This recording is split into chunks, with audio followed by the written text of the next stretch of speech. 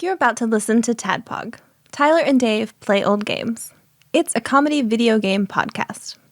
We would like to stress that the hosts are not experts and are really just very crass commentators.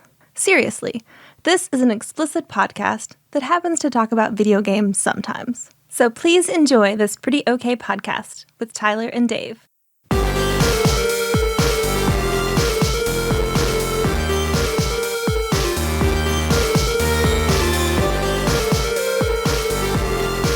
Hello, Internet, and welcome to another TADPOG podcast.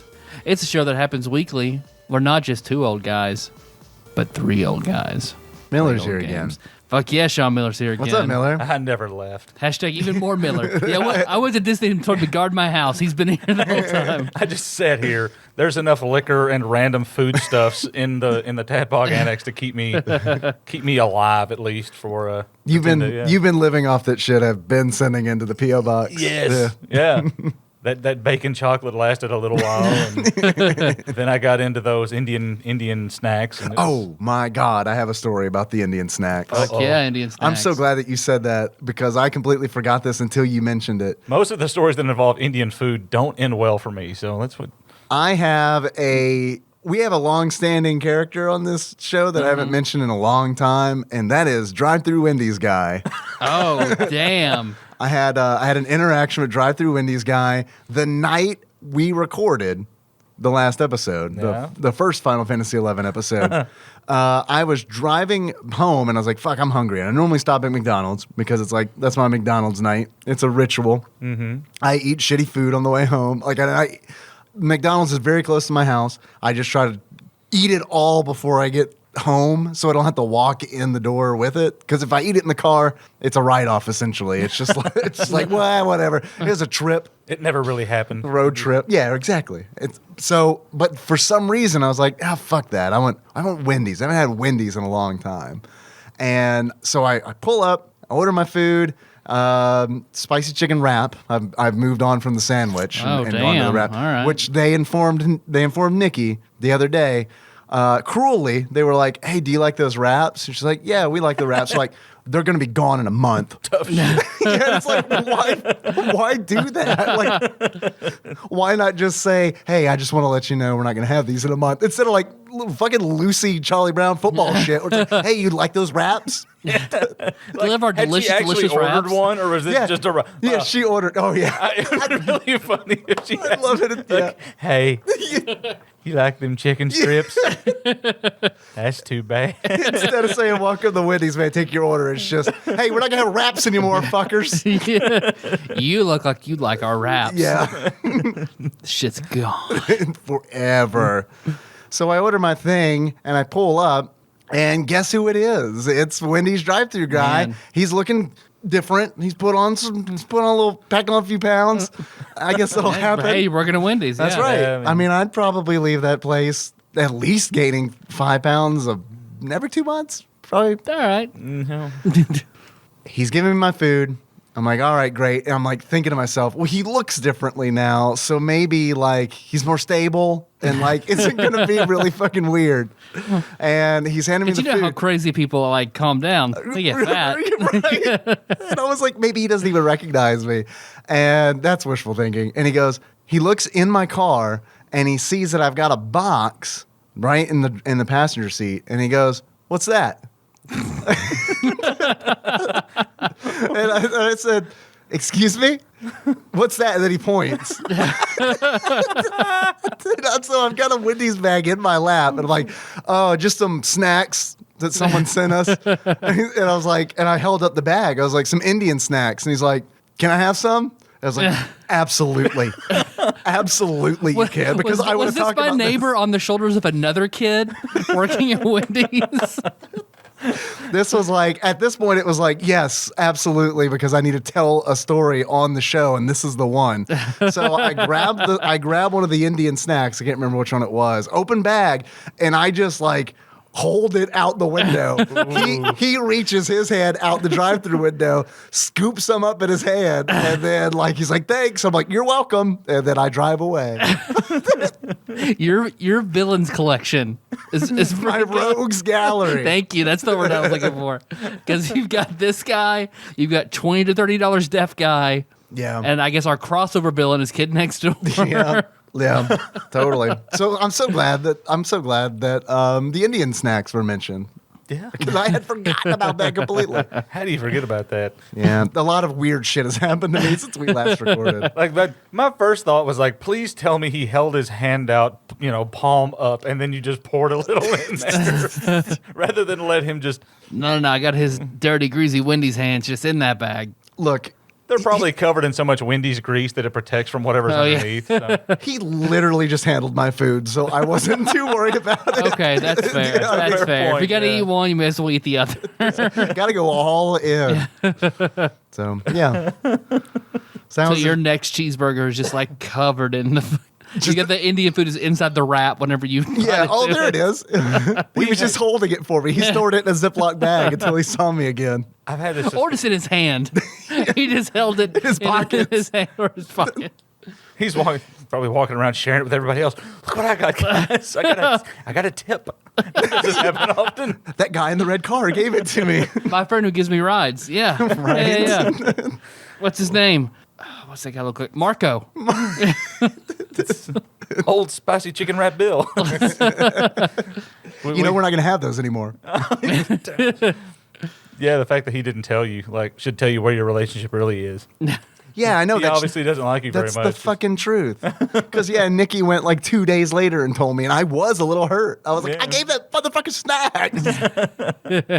We've had the discussion several times about you have these odd interactions with people. That happens to me so often that it's become a joke with Becky, because I'm the kind I'll go into a gas station and be like, this person's like, how you doing? I'm like, oh good, how you doing today? Well, I've been better. My son's in jail. Picked up God. some meth the other day, and I'm just like, I didn't sign up for this. You got one of those faces. Come on. I seriously, I think I didn't sign up for this. I was walking through Louisville one day. Maybe she thought you could help. You look like you might be a guy who could help. How? How do I look like a guy that can help? You're well dressed. You're professional looking. Not really. I mean, If I look at you, I'm like, this guy's not raping me. I can talk to him. somebody made the comment the other day. I was at a store and somebody made the comment. Well, it was a friend of mine that worked there, and she was like, "If people didn't know you, you might look intimidating. I mean, you're bald, you've got a beard, you're kind of on the larger size." I'm like, yeah, I suppose so. But anybody that knows me knows. Oh, yeah, I guess. Anybody that knows me knows I'm a giant pussy. But I had a guy walk up to me in Louisville one time, and it was obviously a homeless guy, or at the very least had mental issues, if it wasn't obvious from the way he was doing the Gilbert Grape, picking at his nose and looking around randomly. And he just walked right up to me and goes, hey man, yeah? You went wrong there. You should have said no. He goes, hey man. And I'm like, this guy wants a cigarette, or this guy wants a couple of bucks. He goes, hey man, you got an extra pair of shoes on you? No. I've got the pair that I'm wearing. He was like, Those will do. I mean, it wasn't like I was carrying a shopping bag full of random items, one of which might have been a pair of sneakers. Shoe-shaped objects. It was just, I'm just walking. It's just me. Hey, man, is that a shoe or a deflated football? He was like, all right, man, I'll check with somebody else. I'm like, yeah, good luck with that. What you got in those cargo shorts? Shoe in each cargo pant? I bet. Probably shoes. Likely shoes.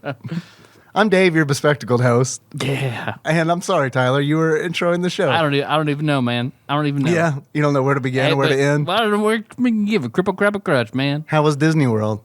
Well, I'm your bearded host, Tyler. Hey, we're doing Policy 11 again. Yes. We'll get to that. Actually, if you guys are okay with it, I would like for this show to become a Final Fantasy 11 podcast because the numbers were very, very good for last episode. Were they really? Like super good. Really? So yeah, I think that this should be just what this show is now. We get together and we talk about Final Fantasy 11. So you have your 7 days notice every week for Okay. the next Yeah. 5 years. Well, it takes a little bit of the allure away if I'm here every week. People won't Or be. it brings people in when you're here every week. Maybe. Hashtag even more Miller. They'll get tired of it pretty quick. I'm fairly sure. We'll see how the numbers are on this episode. All right, I'll do it every week, but fuck Josh. He's not coming back on the show ever You again. start making Done. demands. I I get all your shoes. In case I see that guy again, I want to be prepared. want my name on the masthead, and he is no longer the sweetheart. Screw you, Josh. Tell me I don't listen to the show. I want a bowl of rotten egg, bean boozled jelly beans in a bowl in the center of the table every time. The show's renamed to Ta-da Pog. We never did get Monte Tadpog B off the off the ground. Me and McElwain had really good intentions of that too. Oh, yep. I went to Disney. It was a good time, but there were things I did not anticipate happening. One, for all the excitement all the kids had when we got there and they saw the reality of it, there was a lot of bitching. Oh, a lot of bitching. Like, Yeah. oh, we don't want to get up this early. Yeah, it's hot. course. Our feet hurt. Why are we walking around so much? This line's You too just long. don't remember being like that. Yeah. I do remember being like, and I dread taking Henry anywhere because I was such a fucking shitty kid who just didn't want to do any. I'd rather be at home playing fucking Game Boy Yep. than So, I being mean- on Space Mountain worried about getting decapitated. Yeah, and of course the grandparents were pretty much like that too, because it's just like we'll just sleep in, but because they just wanted to, like, for them vacation would be kind of just hanging around, relaxing. And it's not what Melissa wanted to do. So on our off days, and they didn't want to do I was about to anything. say, I know it wasn't you who had She an didn't issue like with them that. not wanting She to do didn't like anything. Yeah, I was just like, I'll go do something with you. Yeah. No, but how could they just, like, I don't know. We can go do something. No, I don't want them to upset the kids. Okay. But when we were doing stuff, like, she was good. She got discouraged about the kids being like that. And then when I'm talking to her dad, she's like, oh yeah, she was like that too. Her and her brother both argued, talk about that constantly the whole time. But she remembers all the good times, so we're here. I mean, I'm sorry, Disney is not the happiest place on earth. It is sort of like just miserable. I went with Saint Zach and McElwain So I was like, what? Why? and two random. That was the year that Zach had some random friend from New York that, like, called him out of the blue and was like, "Hey, I've got a condo in Orlando for the week during spring break, and I've gone through my phone list. You're what's left. Do you want to go?" And he was like, "Yeah, can I bring some people?" And she was like, "I don't care." And it wound up being the three of us going down there. And we went to Disney. And I just remember thinking, when I was a kid, I didn't enjoy this. Now, I loathe it. Like, oh, there's Space Mountain. Yeah, let's stand in line for 2 hours. Why not? I mean, fuck it. Let's do that. Because we had our fast passes and did all that pretty well. So that's good. When no one was complaining, we had a really good time. Melissa worked very hard to put everything together, and I love her, and she's amazing for persevering through all of it and putting it all together. So I endlessly thank her for that. But yeah, the kids, and I know after the fact, they still had a good time. Once we were done, they were talking about it. But yeah, in the moment, I like Universal. We did 2 days in Disney, 1 in Universal. I wish we had flip-flopped that or just did like 3 days in Universal. I like Universal so much more. I remember liking Universal better as a kid. Yeah. I mean, I'm sure Kenna loved Disney more.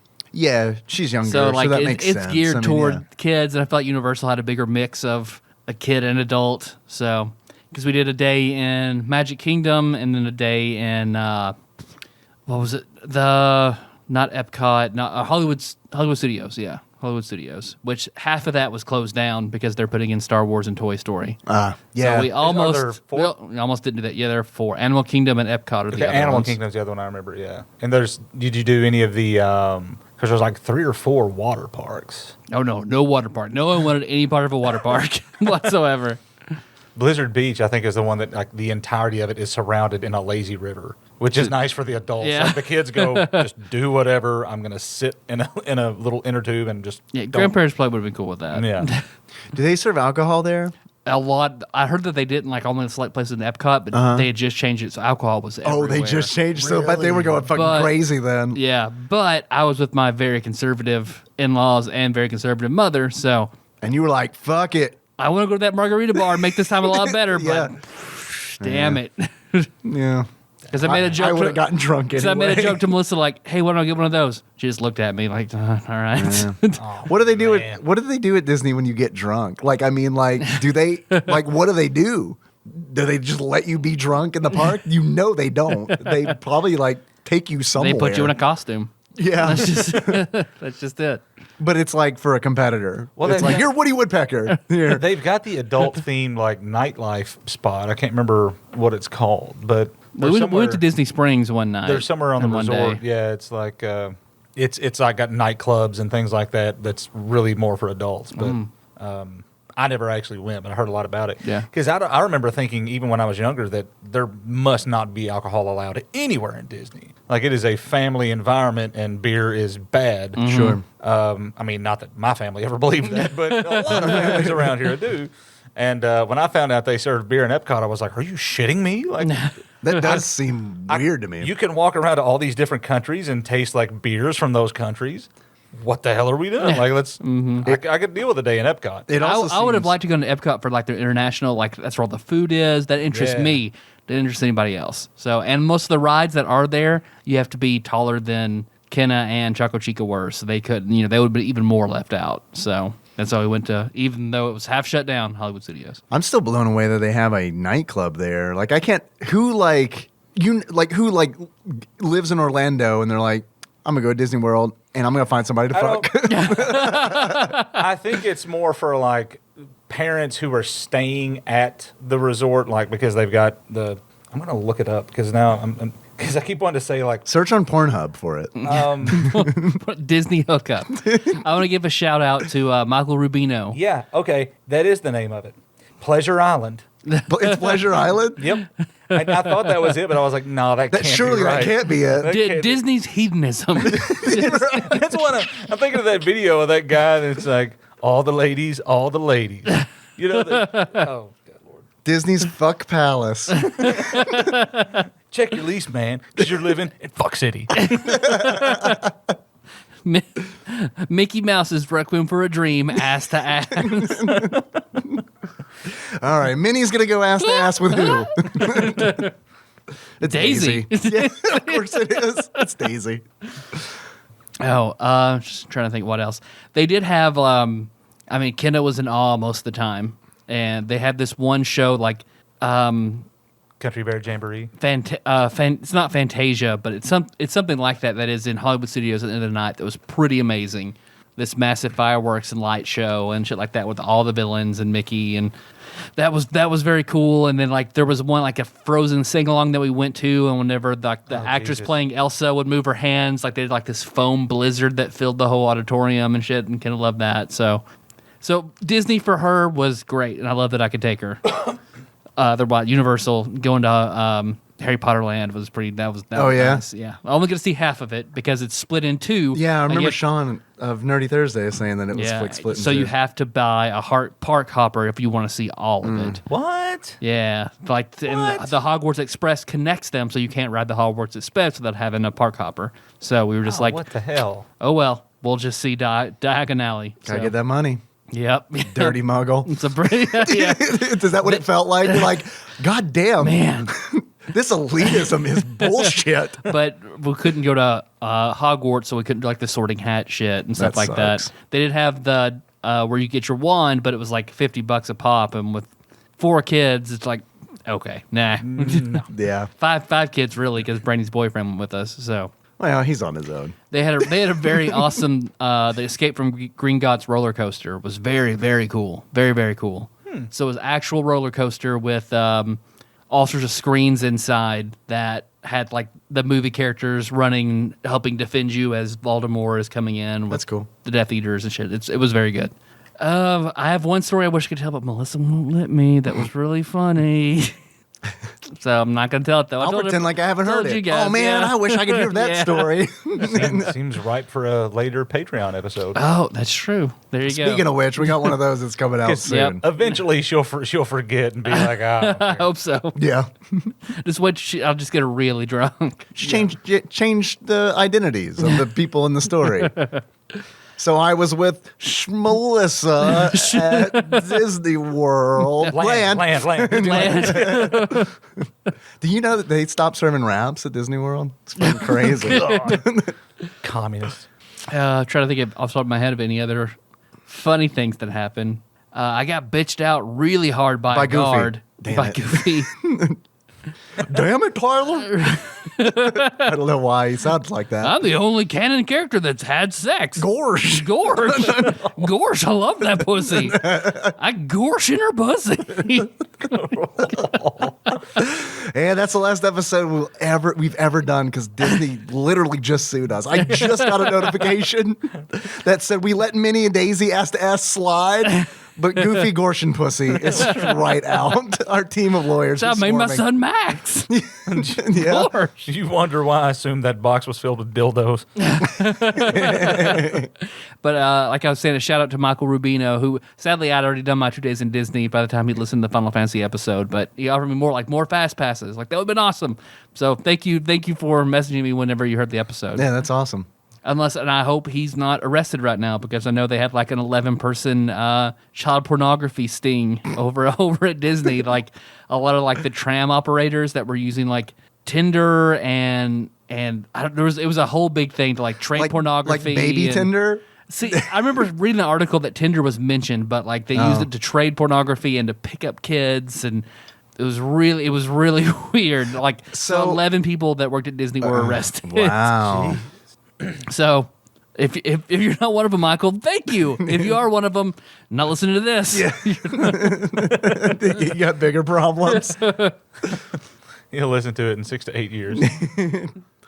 I hung out with Brandon of Axelay fame over the weekend, and that was fun. It was cool seeing him and MJ Link. But I was told to ask you, Tyler, hopefully this goes somewhere because I don't know. Brandon told me to ask you about the guy at church that you went to that had like, he was a comedian with a squirrel or something. Does that ring any fucking bells? Just the blank look. I know. It's just nothing is there. Comedian with a squirrel. Yeah, and he did like this little like Brandon did this like little dance thing that no one's gonna be able to I see. wish people could see. But that was he's like, yeah, he'd like had this little squirrel and he'd do this. Ask Tyler about it. Ask Tyler, he'll know.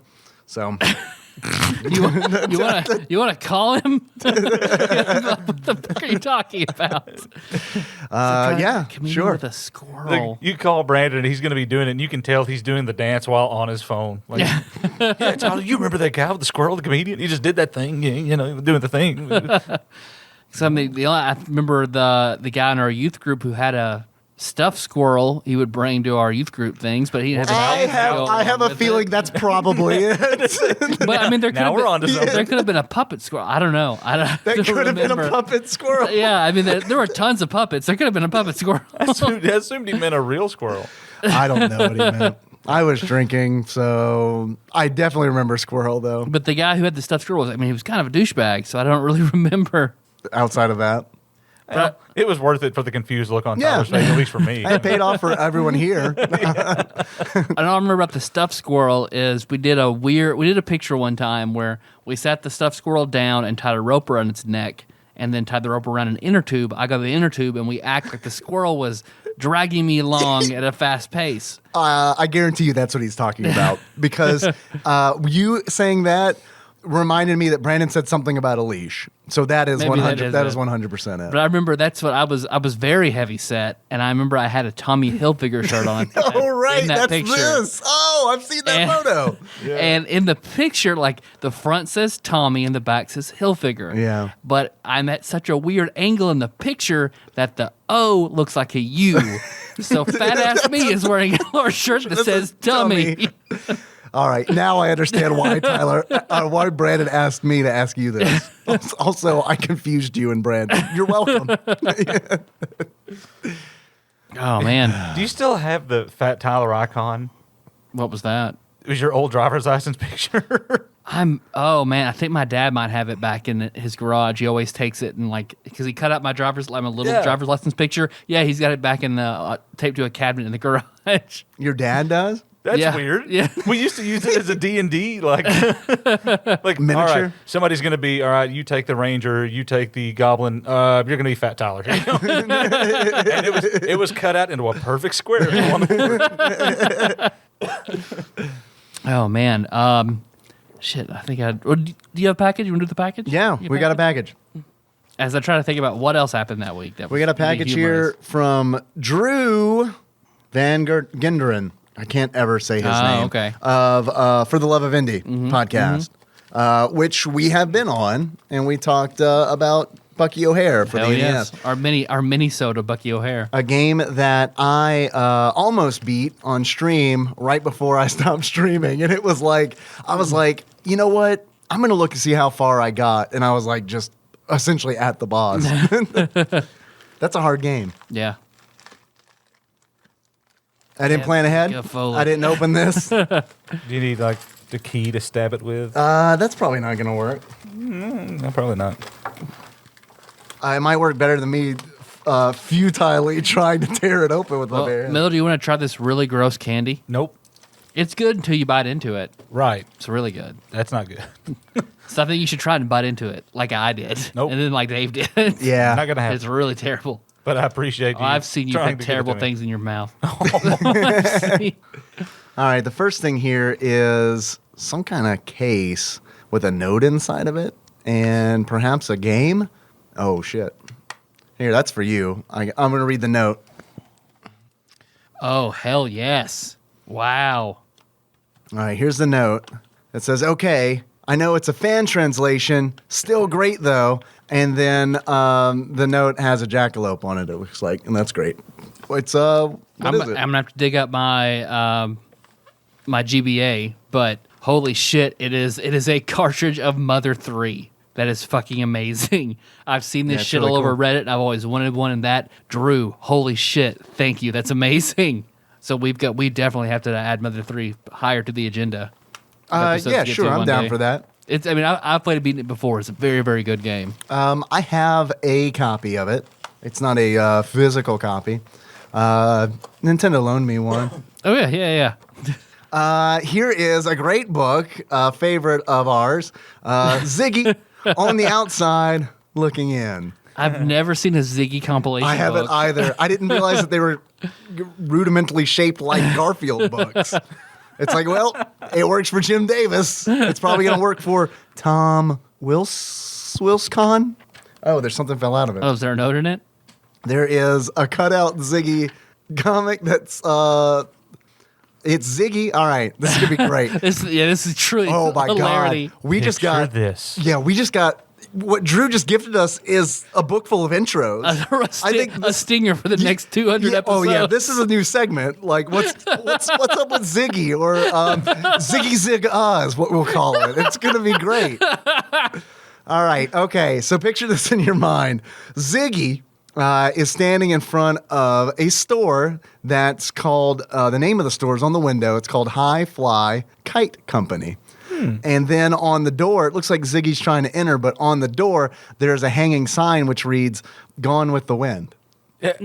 And that's the joke.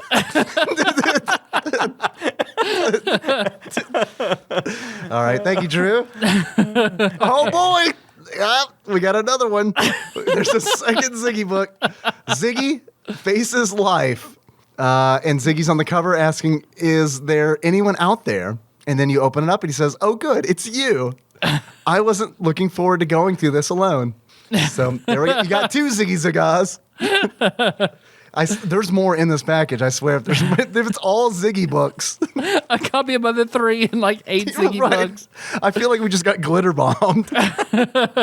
Holy shit. These are fucking awesome. Oh, instruction booklets? Oh, wow. Yes, they're like for Atari 5200 games. Here's a fucking, this is awesome. A Dig Dug instruction manual, Miss Pac-Man, Mario Bros, Space Invaders, Centipede, Pingo, Super Breakout, Pac-Man, Galaxian. Wow, this is fucking awesome. Fucking Q*bert, Star Raiders. Wow, and then the manual for the actual system. Holy shit, this is fucking crazy. These are much better than Ziggy books. I guess. I mean, we can't do another. We can't add 2 segments based on this. We got. Oh shit. Perhaps. Oh man. Perhaps all right. an upcoming Patreon episode. Yep. He literally sent us Pixels, the Adam Sandler movie. It's the Blu-ray DVD combo plus digital HD, man. I can get this going on movies anywhere. We can watch it at the same time. Oh, damn. The comfort of our own homes. Our flesh doesn't even have to be anywhere near each other. There's more. Kevin James is president. Have you seen Pixels? Yeah. Yes. Would you like to be? Hell yeah, you've seen would you like to be on our All right. Patreon episode? I guess I know what we're doing next Tuesday. All right, we got an unofficial graphic novel for Minecrafters. I believe this is probably All right. for All right. the young Hollands. Quest for the Golden Apple. It's by Megan Miller. So there we go. Oh yeah, nice. It's right up Minecraft AJ's alley. There's more. Although she's more of a Jacksepticeye AJ now. 'Cause that's who she's all about. She did not want to go to Disney so she could see Jacksepticeye at Nashville on like the Sunday we were coming back. I was Didn't like, make it, No, huh? you're going to Disney. How much are those tickets? Like 115. I'm just trying a to day. gauge like how much we need to charge for our first live show. 115. That sounds good. To make Okay. back my money. Yes, yes. Thank you, Is this somebody that like people with kids would know? Jacksepticeye. Yeah. Yeah, because basically it's that whole YouTube community of Oh, just Christ. like that are No. celebrities, the kids, like, and but through the kids, As I we're know sitting who there they doing are. a podcast, I'm like, YouTube, oh, Jesus Christ. Find us on YouTube, youtube.com/TADPOG. Get those numbers up from 14 views. Next, you're going to go look at some Twitch streamer. I mean, geez. Oh, it's so sweet, Daddy. We got more in here. Trey, what? What? Do you, oh wow! Yeah, the back cover. He looks like the bad guy from The Fifth Element. Gary Oldman. Yeah, Gary Oldman, like Gary Oldman with the haircut. This is by Dan TDM. This is read that for me. You try to do that. Treoris and the Enchanted Crystal. Nailed it. Did so much better than I fucking could have. I get. I mean, All right, cool. I haven't heard about this. there's one. another note there. Yes. All right. Is it a bookmark? Jackalope looking. These 2 books are for Minecraft AJ. Ah. So this is hers as well. There you Nice. go. And the last thing, this looks fucking awesome as shit. Look at that spot varnish on this cover. Oh my God.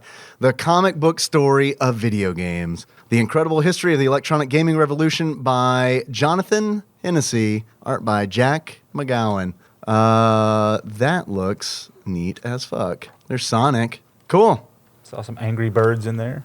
You gotta have Angry Birds in there, right? Cool. So how many Hell times? yeah, Drew. That was a fucking awesome package. Really good package. How many times did that go? Don't worry about spoiling it. How many times do the Angry Birds show up in Pixels? I have no. I mean, it's been a while since I've seen it, and after I saw that Kevin James was president, I'm pretty well checked out. Kevin James is president, and then And Red he- Bird is vice He president. just happens to be buddies with Adam Sandler, who I think is a water boy or something. I don't know. I may be getting these movies mixed He's a golfer or a water boy or like a kid trying to get his GED. I don't know. up. I don't know. Or he's some kind of like hair designer from the Middle East. I don't know. Because was it? You said Angry Birds. I immediately thought of Kenna seeing an Angry Birds display at Disney and going, "Daddy, it's the Angry Birds." The Angry what? Angry Birds. Oh, Angry Broads? What, are Broads. you not a feminist? What? I am an angry boy. because we celebrated her birthday. Hickory dickory dock. Because we celebrated her birthday while we were there. So you went to see Andrew Dice Clay live. Yeah, that's what she wanted to do. Andrew Dice Clay.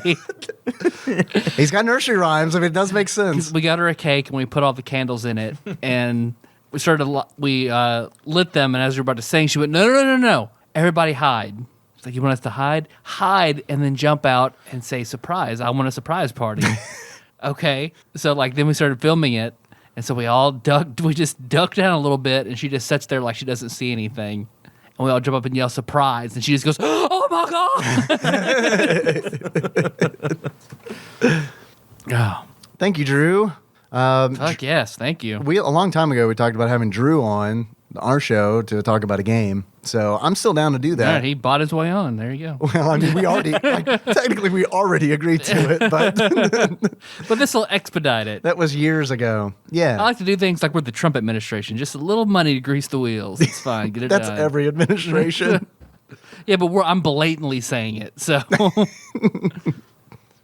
Oh, hell. So definitely check out For the Love of Indy. I'll have a link to the episode that we were on, the Bucky O'Hare episode. I wonder how Trainsy's doing. I hear Trainsy every now and then at 3 a.m. Yeah. Yeah. If Lonely. it's really quiet, you can hear Trainsy all the way out here, but not loud enough to ever pick up on the mics. Yeah, we got these mics fine-tuned. Oh, yeah. Mm-hmm. Oh, yeah. No one ever hears anything that happens outside of this table. I don't know if that's true. It's a Final Fantasy 11. As you say that, I'll smack the other microphone. We'll see about that. Yeah, let's talk about Final Fantasy 11. All right. Or I can talk about Mario Tennis Aces that I played all weekend. Oh, shit. If I had just spent all the money that I have on Disney, I would get that game. It's free. Yeah. It was the beta weekend. Oh, well, never mind then. Damn. It was fun, but hard fucking game. Frustrating, but like one of those games where it was like, it was so like quick to get in a match and either win or lose it, where it was just like, well, got to get in another one. So it was like super, super addictive. Nice. They only had the online play for the demo. They didn't have like adventure mode or anything like that. But that is a day one purchase for me. Man, I've been hyped for that game. Nice. And then this was, the demo was cool. Had a losing season, but still fun. Just a demo. It's fine. I did like having a child around, like really kind of, most of the time it's fine. But like when It's fine that you're here. it's fine. It's like I'm not gonna pretend like I'm not gonna be a good dad like Tyler and pretend like you just told me to give you a surprise, but like that ain't gonna happen. Like kid, You know I'm here, idiot. life is hard, and you gotta learn that real fucking soon. Here's a Ziggy book. Life Lessons by Ziggy. There you go. Well, I took away Brown Baby this week, so I'm sorry. What? Yeah, that's exactly right. What? her blanket, Brown baby. Brown Baby is what she calls her blanket. Her blankie is she's just always it's a brown blanket. She's always called it Brown Baby. Yeah. You never worried that she's going to be in public and start screaming for her brown baby? Well, we haven't heard yet why he took it away. No, she turned 4, so Melissa and I were just like, yeah, 4 is a good time for you to drag around this giant blanket everywhere you go, and no more pull-ups. You are Done with them? You are now potty trained. Cut off. Yeah, she did good. Both things. All No week, accidents. So. No accidents. No brown baby in the pants. No brown babies all the way around. Good. I'm glad. We're working on that potty training. We're almost there. We don't trust him yet to sleep with big boy underwear on, but he usually does okay. Yeah. One day. Cool. Final Fantasy 11. Final Fantasy 11. All right. We can Were we finally going to talk get about something else before I interrupted you with that? Oh, Before just I the said Mario- brown baby. Oh yeah, what sucks about playing this game is Mario Tennis Aces, not Final Fantasy 11, is it's very Mario. It's right there in the name. So because of that, it like attracts my 3-year-old. So he like wants to be all up in it, and then when I lose, I have to keep my fucking cool. Like I can't like what I want to be is like fuck, god damn it, fuck, and it's like what I have to do now is like I just have to like turn. Fudge! Gosh darn it, fudge! Gorsh. What I have to do Mother now farting toast! is go into the kitchen, and I was reminded of playing Dark Souls and kicking the fucking Coke Zero box around because literally I'm in the kitchen and I'm like, set the controller down, and I just like put my hands in my head and like just like scream into my hands. And it's probably more psychologically damaging than just being like, fuck. Pardon me, son. Daddy needs to roar. Yeah. At one point, I realized that what I was doing still wasn't great because I did hear him in the living room say, "What's wrong with Daddy?" And Nikki doesn't like. I guess she doesn't want to Daddy say. has a chemical imbalance. Yes. Well, Daddy just lost a game to Rosalina, and apparently he's very upset about it. Apparently, it's the end of the goddamn world. Well, I wish then Henry should have been like, fucking Rosalina. Fucking Rosalina. Millennials Peach. Seems like he would be an understanding kid when it comes to Yeah, he's pretty getting your ass understanding. kicked I mean, by probably Peach's a daughter, 14-year-old but girl. Yeah. You know. I believe she's Peach and Luigi's daughter, but Do ya? whatever. Yes, I do. That's just a theory. A game theory. How'd she get so good at it? Final Fantasy 11. Let's do it. A game that I never got mad playing. No, never, ever, ever.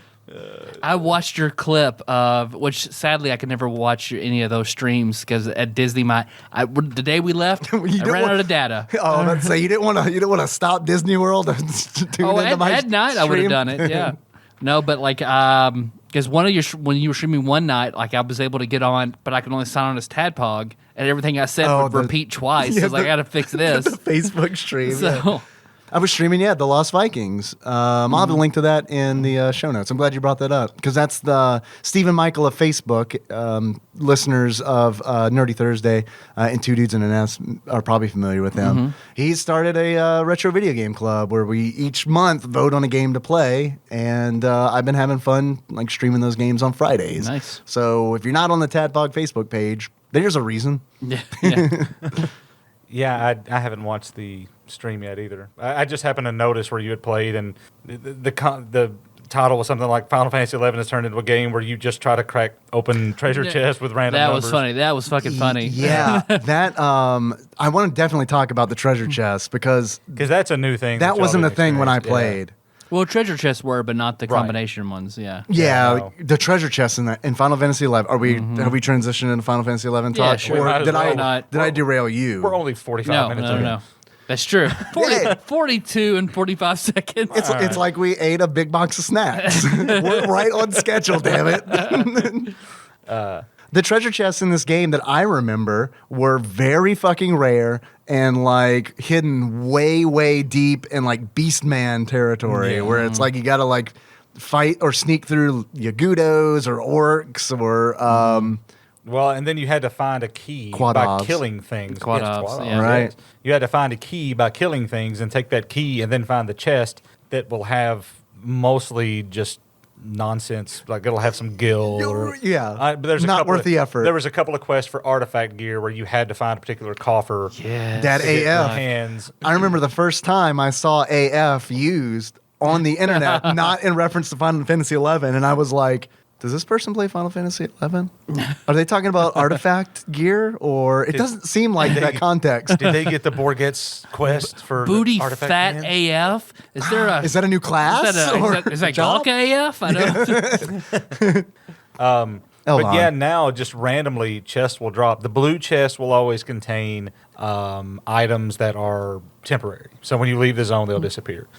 But they also are not locked. And then the brown ones will, like, you have to enter a combination. The brown babies. Yeah, the brown baby chests will give you clues like it's 1 through 99, and it's like the first number in the combination is even. The second number is either 6, 7, or 8. Sometimes you get really good clues. The number is like between 21 and 42. And based on like the 4 or 5 clues you get, you've got to guess. And you can usually whittle it down to like 3. Yeah. By the time it gives you all the clues, usually. Sometimes you can get it down to like, okay, there's only one possible number. I like that they added these to the game because it's fun. Like I like these kind of like logic jams Yeah. or whatever. Can a But- thief still pick those? I think so. I'm not Oh, 100% that's cool. sure, though. Okay. The really bummer is that happened several expansions ago, and now taking the time to open them is pointless. No. Yeah. Because the stuff you get out of them, like I explained in the last episode, your gear is so just nobody gives a shit What- up until you get to the level 99. So the only thing the brown chests are going to have are random pieces of gear that you can use, but you're literally like wasting your time trying to open these things unless you just started out. Like when I just started the game fresh again, I started opening them just so I could get something to wear and something that, if nothing else, I could sell for money. But no, I mean, they just don't do any good. I got the sexiest item in the game out of one. The bronze Sublugar. Oh yeah. Oh, man. Remember the days in Sublugar? Oh, Do you yes. remember Sublugar farming for the Chains of Promathia? Man, you reached way back in there and grabbed a memory. All the job specific Sublugars that you could get down near where the Minotaur. Yeah, God. Did Sublugars in real life look like garter socks? Or I hope so. I remember people were so pissed off and like, all right, level 30, whatever. Now I got to wear the Sublugar. So, yep. yeah. But what's funny It was fine on a Taru. You can't I know, really you tell. can't see but, it, like, yeah. like Taru, I think, are the worst about, like, when you take all their equipment off, they're fully dressed. Uh-huh. You put Sublugar on them, they're wearing panties. We don't use that What word on happened the to show. those red leggings you were wearing? Yeah, they're all dressed like Christmas elves. The Yeah, Taru they are. all like They're all green and Oh, red. and when you get the Taru AF around level like 50, yeah, they look like clowns. So it's red underwear with like green like bows and shit on it. Yeah. Here is something I discovered the other day that I never ever noticed. So, okay, look at the Taru people. Ajito Murajito, male Taru. Shantoto, female Taru. the famous one. Go back and look at every single one of them in the game. Female Taru have one name. Huh. Male Taru Male have have two? two. That's world building right there. Boom. Korumoru. I guess I is never a really male. noticed. Yeah. Yeah. I'd never noticed never either. noticed And it either. considering the obscene fucking amount of time I put into that game, just to have learned it a few days ago was pretty mind blowing. Well, you did find when you were in Japan, you found like one Final Fantasy 11 toy. Yep. What? It's a little Ajito Murajito. Like, I don't even know how you. It's almost the size. He's the dude with of the a- round glasses, right? Yeah, he's almost the size of With a sock like, toboggan. in the nun hat. Yeah, whatever. He's about the size of a D&D mini. And Did you buy him? Yeah. Awesome. $20 or so for like this Wow. completely That's useless worth piece of it. plastic. That's oh worth yeah. it, yeah. That was basically the only. Well, that's not the only thing I brought back, but the other stuff. Venereal disease. Yeah. Contrary to popular belief, they will serve Americans at those places. there's some weird shit in Tokyo. That's all I'm gonna say. The requirement is that you have to have played X amount of Final Fantasy 11. Be able to- You yeah, got be able to right prove in. it. Yeah. There's a reason Cockmaster Shake played all those games for all those years and has now been in Japan for 10 years. But where were we? I was telling you the chests. Yeah. So it's a lot different than the now, like what you're used to, the treasure coffers and treasure chests. Yeah. But like I said, those things are basically useless now, unless you want to get your AF gear to upgrade later on. But So AF gear, let's explain that for a minute because we mentioned it, but Yeah. haven't really talked about what it is. artifact gear. And that's gear, that's clothing, armor that you can. It's armor, but it looks like clothing. It's it looks specific to either a class or your race. yes, there is some race specific, but you don't see as much of it anymore. But at level 50 and well, at level 40, you get your artifact weapon. Then at level 50 through 58. Yeah, like every 2 levels, you get another piece. Another piece that you either have to quest for or do something. It used to be a big deal, man. Like when I was playing, Yeah. it was a huge deal. That's your iconic, like, if you're a white mage, that's your white mage outfit. The red mage, with the your red sawtooth, stereotypical white cloak. Yeah. Like the dragoon gear is very like typical purple. You look like Kane. Look like Kane from Final Fantasy. It's a big deal because 2. everyone wants to That's look what you like want. the job that they're playing. It Yeah. makes sense. Yeah. And then the race specific stuff was like level 30 or something, wasn't it? It was earlier on. I think it was. There were 2. There were 2 sets. There was a later okay. set too, but it would essentially make up for whatever shortcomings that you had because of your race. So like the Galka, excuse me, the Galka race specific stuff had like plus magic points because they had very few. They're magic weak points. in magic, yeah. It would do, and like the Taru stuff was very high in vitality and Yeah, I remember wearing strength. that, being like a little tiny Taru, dressed in my clown outfit with like a face mask and a great axe, just tearing through shit. But equipment, is just not. it's not what it used to be. So people just don't pay that much attention. The artifact gear, generally what people do now, from what I can tell, this is what I did. From what I can tell, this is what most people do, is they will just blow right through to 99 and then just go back and get all that stuff so they can upgrade So it it's later. easier to do, yeah. Because you basically can take your artifact gear, your relic gear, which you got from Dynamis. What is relic gear? Relic is like your artifact gear, but level 70 through 74. Okay, supersized. It was Yeah. back in our day. That was like the holy grail. Like only one or two people on like on the whole server had a completed Gotcha. relic. Yeah, weapon. I never got I never got a character like above 50. Excalibur and the Aegis shield and shit like Yeah, that. and you was- had Oh, like famous stuff Yeah, from yeah, Final yeah. Fantasy. And okay. you had to be level 75. Well, there was also like the Dragoon gear was like the AF gear from level 50 to 58 was the Dragon Armit, the Dragon Cuirass or whatever. But then the level 70 stuff that you would get in Dynamis, which is a whole other like battleground system, was the Worm Armit and the Worm Cuirass and Worm Greaves. So it looked like for the Dragoons, I remember specifically because I had some of that gear back when it looked just like the lower level stuff, but a little bit darker tint and had a little black mixed into it. But you can go get that gear, the AF gear, and Empyrean gear, which was a whole other job-specific thing that was introduced in Abyssa. And now all those sets of gear can be upgraded to level 109 and then 119. So that's the only reason people get them now. Like they'll wait till 99, just go back and get them so they can upgrade them. They won't actually stop leveling because why would you? Right. Okay. Yeah, it always bugged me because like I never got to look like the job that I was playing, like ever. Like I never reached the level where it was like, oh, I get to look like a white mage. I always just looked like a dude or a child because I played Ataru Taru. So I always just looked like a mismatched kind of kid. But it was really the white mage, black mage, and dragoon, like those particular gear sets, artifact sets, did look exactly like you would think. Yeah. They did a really good job with that.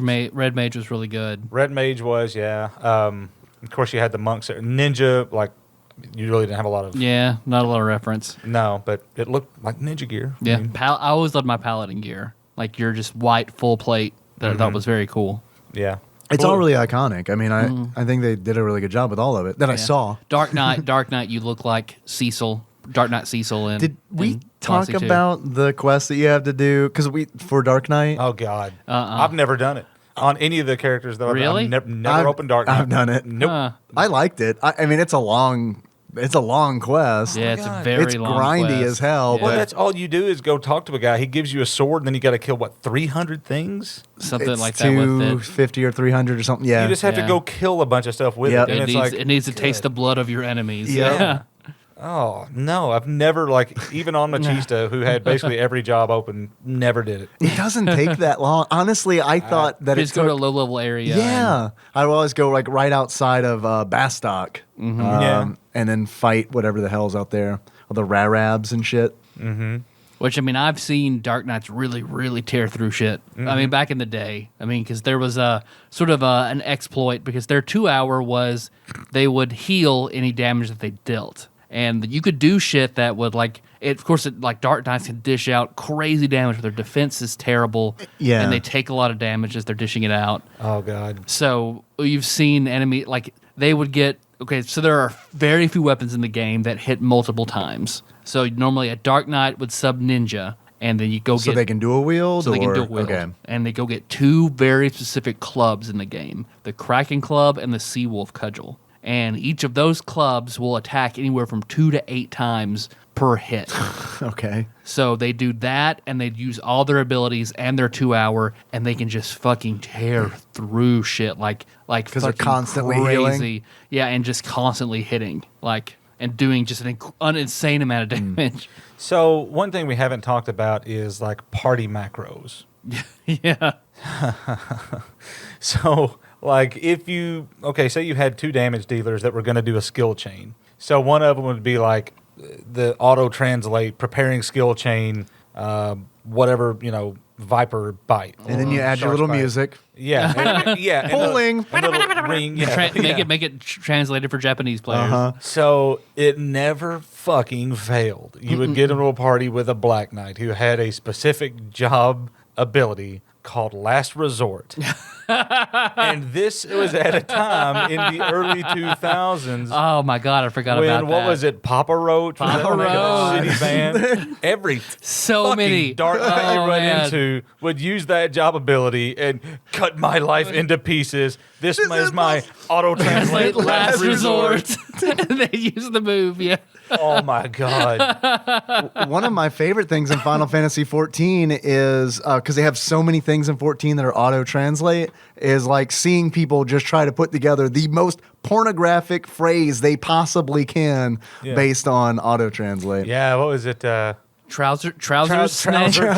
Trouser monster. Incredibly tough trousers monster.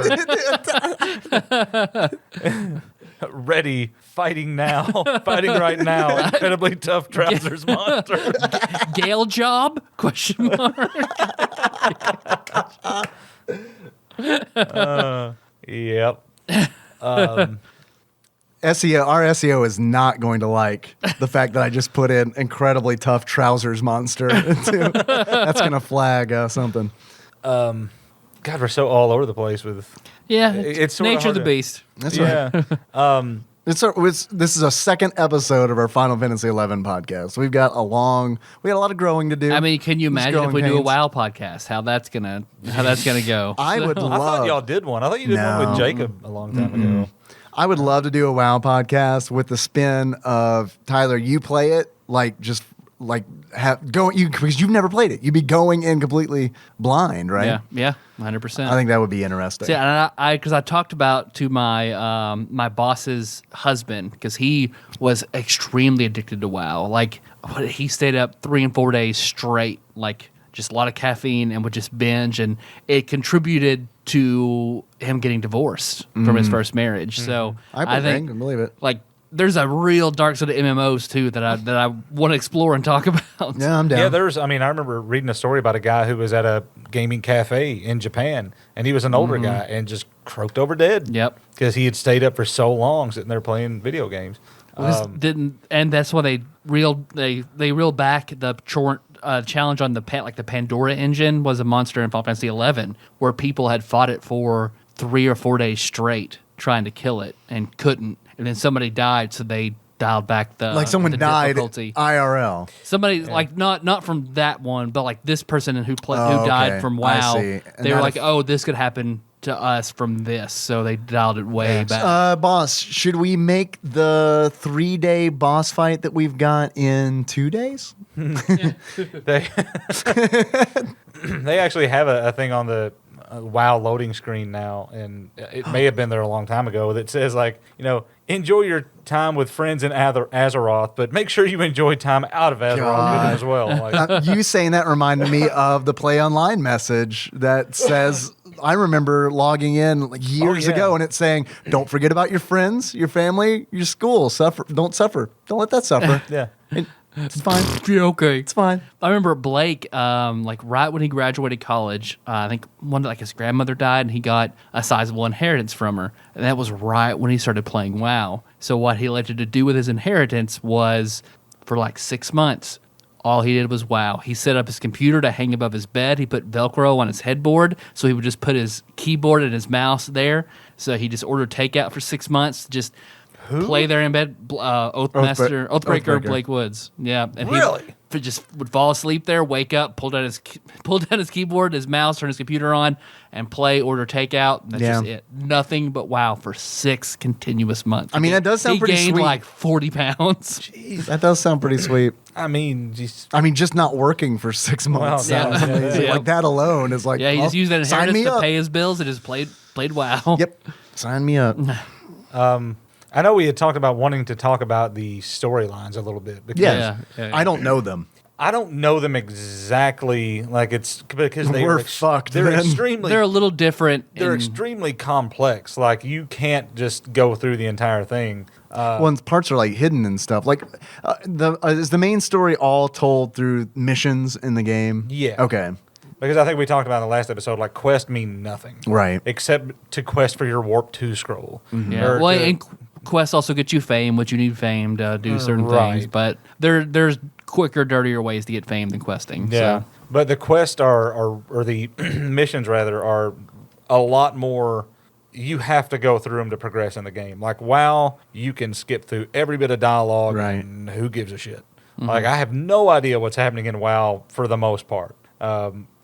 Even having played it for years. Yeah, no, I'm with you. I played it a long time, and a lot of like we'd be raiding, and I'd be like, "Who are we fighting again?" Yeah. and then they would tell me, and I'd be like, "Okay, Why whatever." is that? Yeah, why is that guy important? Yeah. Like, where'd he come from? And then like some people really know that stuff, but Oh, like yeah. I sure as fuck did not know. Like, No, but the quests actually go through, and you have cutscenes and go through the dialogue, and it really turns out to be interesting. Like the original Final Fantasy was all about you join up with your particular faction, Bastok, Sandoria, Winters, and you are basically investigating why the Beastmen, the Yagudo, the Quadov, the Orcs, Quada are being giant turtle men, giant turtle men. Yes. Yagudas being the crow men, and orcs being Orcmen. orcs. They look like battle toads with tails. They do really.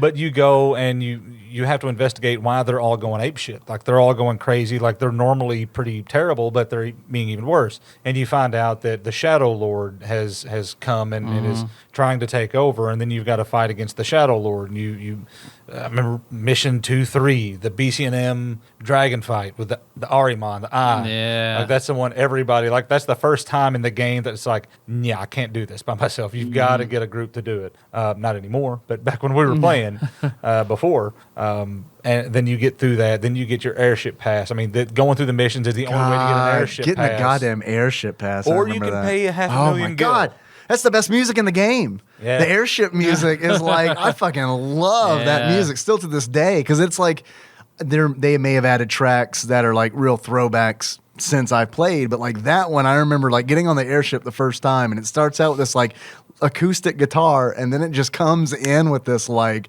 high synth and it's like there was nothing like that in I remember the I game. did that for you in a D&D game. Whenever Oh, you God. got on an airship, I made sure I cranked that song. You're like, I love that music. That is some of the best music in all of Final Fantasy. Honestly, I think. There is a great soundtrack. to the this airship's game, like no the doubt. only place you can be and you're not going to get attacked on the airship. Like And- you're Yeah. safe on the airship. That's like the only place because you can die on that fucking boat very easily. Oh, yeah. You got to hide in the cabin with the Oh, cabin. yeah. Yep.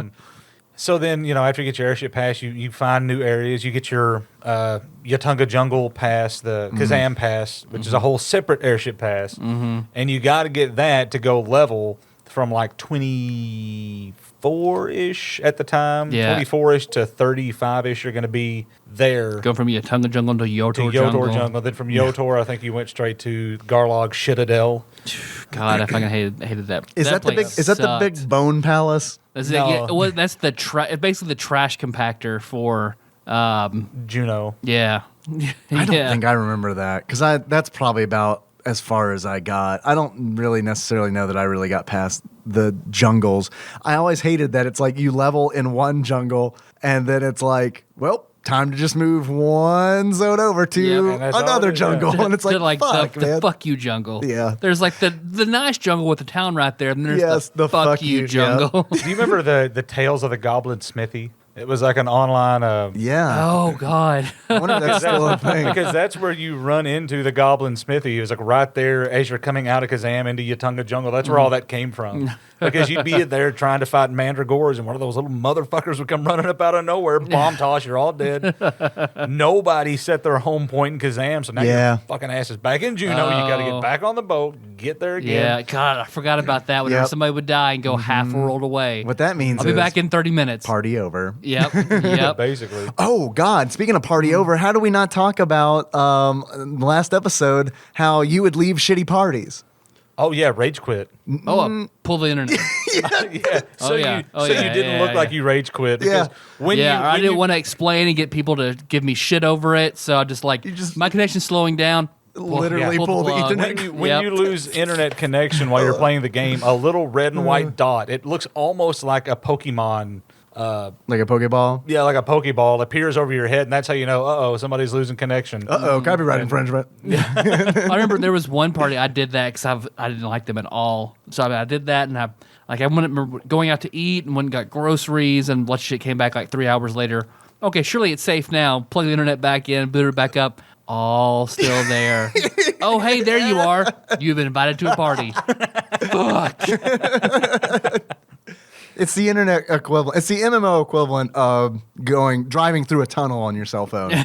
Oh, I'm sorry, you're breaking up. Yeah, man, I did that. God, I forgot about that. I did that a lot. Yes, a lot. I remember one time it happened when we were playing, and I was like, did he just pull his fucking Ethernet cable on me?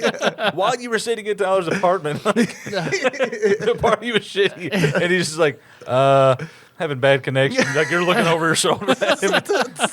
It's just like, yank. You son of a bitch. Sorry, man, my internet's... Tyler, we're on the same internet. We're on the same router. Stop that. Yeah. But yeah, eventually you get to rank 10, and that's when, that whole storyline wraps up. You figure out who the Shadow Lord is, and you go do that fight. And Which is cool going to Zarkabard for the first time. yes, Zarkabard's a neat zone. Zuckerberg? Yeah, Zuckerberg. Going into go through Bosadine Glacier, get to Zarkabard. There's one thing about the game that still pisses me off today. Like there's parts in one of the expansion quests. It's like you need to go to Rolandberry Fields and click a question mark God, item. fighting Gobus in Rolandberry Fields. Oh, yeah. But wait. You can only get to that particular part of Rolandberry Fields by going all the way through the Crawler's Nest. Uh-huh. There's the same thing. Yeah. There's the same Fuck. thing in Battaglia Downs, but you have to go all the way through Bosadine Glacier Yep. to get back around to it. Yep, to that little ledge right there that you Saramog can't get up. Champagne, same thing, except you have to go through Saramog Citadel. Those- And back then, to get that was the other thing about coffers. The only other thing that coffers had were maps. You couldn't just buy maps. You had to find the coffers. Well, you didn't know where the I fucking forgot coffers about were maps. You because could you didn't buy You didn't have a maps. fucking map. Yeah. And some of Oh, these, man, I like forgot Garlock, about that. I'm trying to Fuck. remember which one. I think it's Eldim Necropolis has like 8 different maps. Like you go from one place to the other, and you're like, okay, everything's gridded on the map from like A through whatever J, and then 1 through 15 or whatever it is. But you would be at H8, and then you're walking along. And okay, I'm going to go down this tunnel. All of a sudden, you're at B2. Like, how the fuck did that happen? Well, you're on map 3 You're on a now. different map that you don't have. Right. Yeah. You went from map 1 to map 3. Why was it 1 to 3? Because the exit to map 2 is over on the other side of that map that you don't fucking have. Correct me God, if I I'm forgot about wrong, that because shit. I have a vague memory of this, of learning that there are traps in the game There's trap doors. at Eldim. Oh, yeah. Because that's the one where it's like, it happened, and it was like, well, none of us knew that that traps were a thing in the game. God, the And- Necropolis was so fucking nasty. Yeah. Yep. That is I avoid that place at all costs. Because it looks like Daryl's tomb from Final Fantasy VI. Because you go in like just a mound in the ground with random doors all over the fucking place, and once you go in, it's like the mausoleum that gets increasingly nastier as you go down into it. Mm-hmm. Yeah. I remember those zones you're talking about, like Rolandberry Fields and all those. Mm-hmm. Those are the ones that are nearest. They surround the main hub city, Juneau, right? Yes. And I remember. I love the Rolandberry Fields music. Yeah, I Yeah. do too. Yeah, it's wonderful. Look, you're right, man. This music, or this Soundtrack is game has good. wonderful music. Yeah. And honestly, I think it has wonderful enemy design too. Because when I was going through those areas, I remember seeing enemies that I had never seen before in the game. It's like I was used to fighting Rarabs, which are like rabbits without hands. And eyeballs. And you're right, yeah. And I mean, just stuff like that, and it's like all of a sudden I go to these zones, and it's like, that's a fucking raptor. And also, I went through a swamp where I recognized a Final Fantasy enemy, the Marlboro. Oh, yeah. Oh, the Yeah. swamp. Yeah. And I remember when it's it's kind of weird because it's like enemies in a zone have a wide range of levels. I feel like some of them, yeah. it's much wider than World of Warcraft when I was playing, and it's they're range of Level 25 to 30. right, yeah. Like in the dunes, if you pull a bogey, bogeys Oh, are way stronger fucking- than anything else in that fucking Yeah, zone. way stronger because they're undead. They're ghosts, and it's undead in general in Final Fantasy XI were death to your party. If you're leveling in a zone and you accidentally pull something that's undead, And they Well, check whites. they check higher. yeah, Whites have a ability called Blood Saber. So you're fighting. You got him way down. Well, you've got everybody standing around him. He casts Blood Saber, which is basically steal everybody's HP. So he's back up to full. You're all at half. yes. Now we get to start this all over again. That's what I loved when blue mages came around, and then a blue mage could get that one fucking ability that just wrecked skeletons so fucking hard. Like they would summon like a Cardian. No, it's staff. bludgeon. So yeah, it's a level 18 blue mage spell, because that was like early on. You could get all these other lower level spells. None of it mattered. You had to get bludgeon. That was the best damage dealing ability up to like level 60. Because it was arcane. It was tagged as arcane and bludgeoning. So it was like So it dealt physical damage as well, Yeah. right? yeah, so it would just wreck. Skeletons were weak to both of those. So skeletons finally had a fucking weakness you could really exploit. Blue mages would just a party of blue mages and just do like a skeleton burn party and just destroy shit. Blue mages are still a little bit overpowered to this day. I They've like always that. been. But hunting those spells has become so tedious Yeah. because there's 100 spells now. Yeah. I could never get cocoon. As much as I fucking Really? try getting cocoon from crawlers, I could never fucking get It's that kind of hard to spell. get them to do it when you're a higher level, especially. Yeah. Well, you've got to find ways. So now the spell Dia actually does damage over time that creates TP. So that's one thing a lot of people do. Oh, They'll that's just cool. sub As white a- mage 'cause- to whatever. yeah. Just cast Dia and stand there until it finally does something. Take a onion knife or just bare fist. But there's some like you don't want to wait till later because it's really hard to find even higher level mobs of that type that do those spells. Gotcha. But like they are pretty good about the fact that like if you just ram your way to 99 and figure out, oh shit, I never got Hell Dive or something, you can go find a higher level like the Seaboard Vultures in the COP area. What the hell was it? I don't fucking remember. I sure as fuck. You don't know? Outside We're fucked. Mizero Coast. Mizero Coast. That was Okay, it. I know. What you're Like you talking could go about then. But there. They had and- the chimeras in it and shit. Yeah, didn't it? and you wouldn't necessarily just burn through it so fast that it wouldn't cast anything. So, Blue Mage is. I remember when I first leveled Blue Mage, I thought I was super excited about it. Now, as I've gone back again trying to do it, it's like shit. And the number of spells is just over. You don't know where to start. Yeah. It's tougher. So Rise of the Zalart was the next one. It was essentially the ruling class of Juno turns out to be an ancient race of people that are Yeah. also trying to sort of take over the world. And that's or- an expansion. or destroy it, yeah. So you've got to fight against them, Comlanot and Eldinarnark. Yeah, Whatever the hell yeah. the The little older name brother, was. but the younger brother was the one who was actually in charge. Yeah, and the younger brother was badass. actually far older than the older Yeah. brother, or the larger brother, I guess Yeah. is really the way to put it. I loved seeing it was early on when it was a super impressive feat to watch a guy solo the boss of Xylart, like to go up to fucking Sky and march up to him as just one single character instead of a fucking alliance, and he soloed this guy. I remember So that's watching normally supposed to be like 40 characters supposed to be a fighting ton. 18. this boss. Yeah. 18? Okay. and a Taratari Red Mage, and he soloed it. And it was just like I remember I watched like all. 5 days of it. It was like an hour and a half video of him doing this shit. That's not too bad. An Yeah. hour and a half. Yeah. When you and I used to duo Colo, that would take us probably like at least 40 minutes, right? But you got to think like everything has to go right to do that too. Oh yeah. I mean, he has to be on friggin' point. And had to have the perfect gear and the perfect items, and Yeah. had to have his spells know exactly when they wore off, and he was ready to get them right back up because he was just stone skinned constantly. Stone skin and haste and refresh. That kind of stuff not only like is really cool and not only infuriates me at the same time, but like I like that people do that kind of stuff because that is like very Final Fantasy.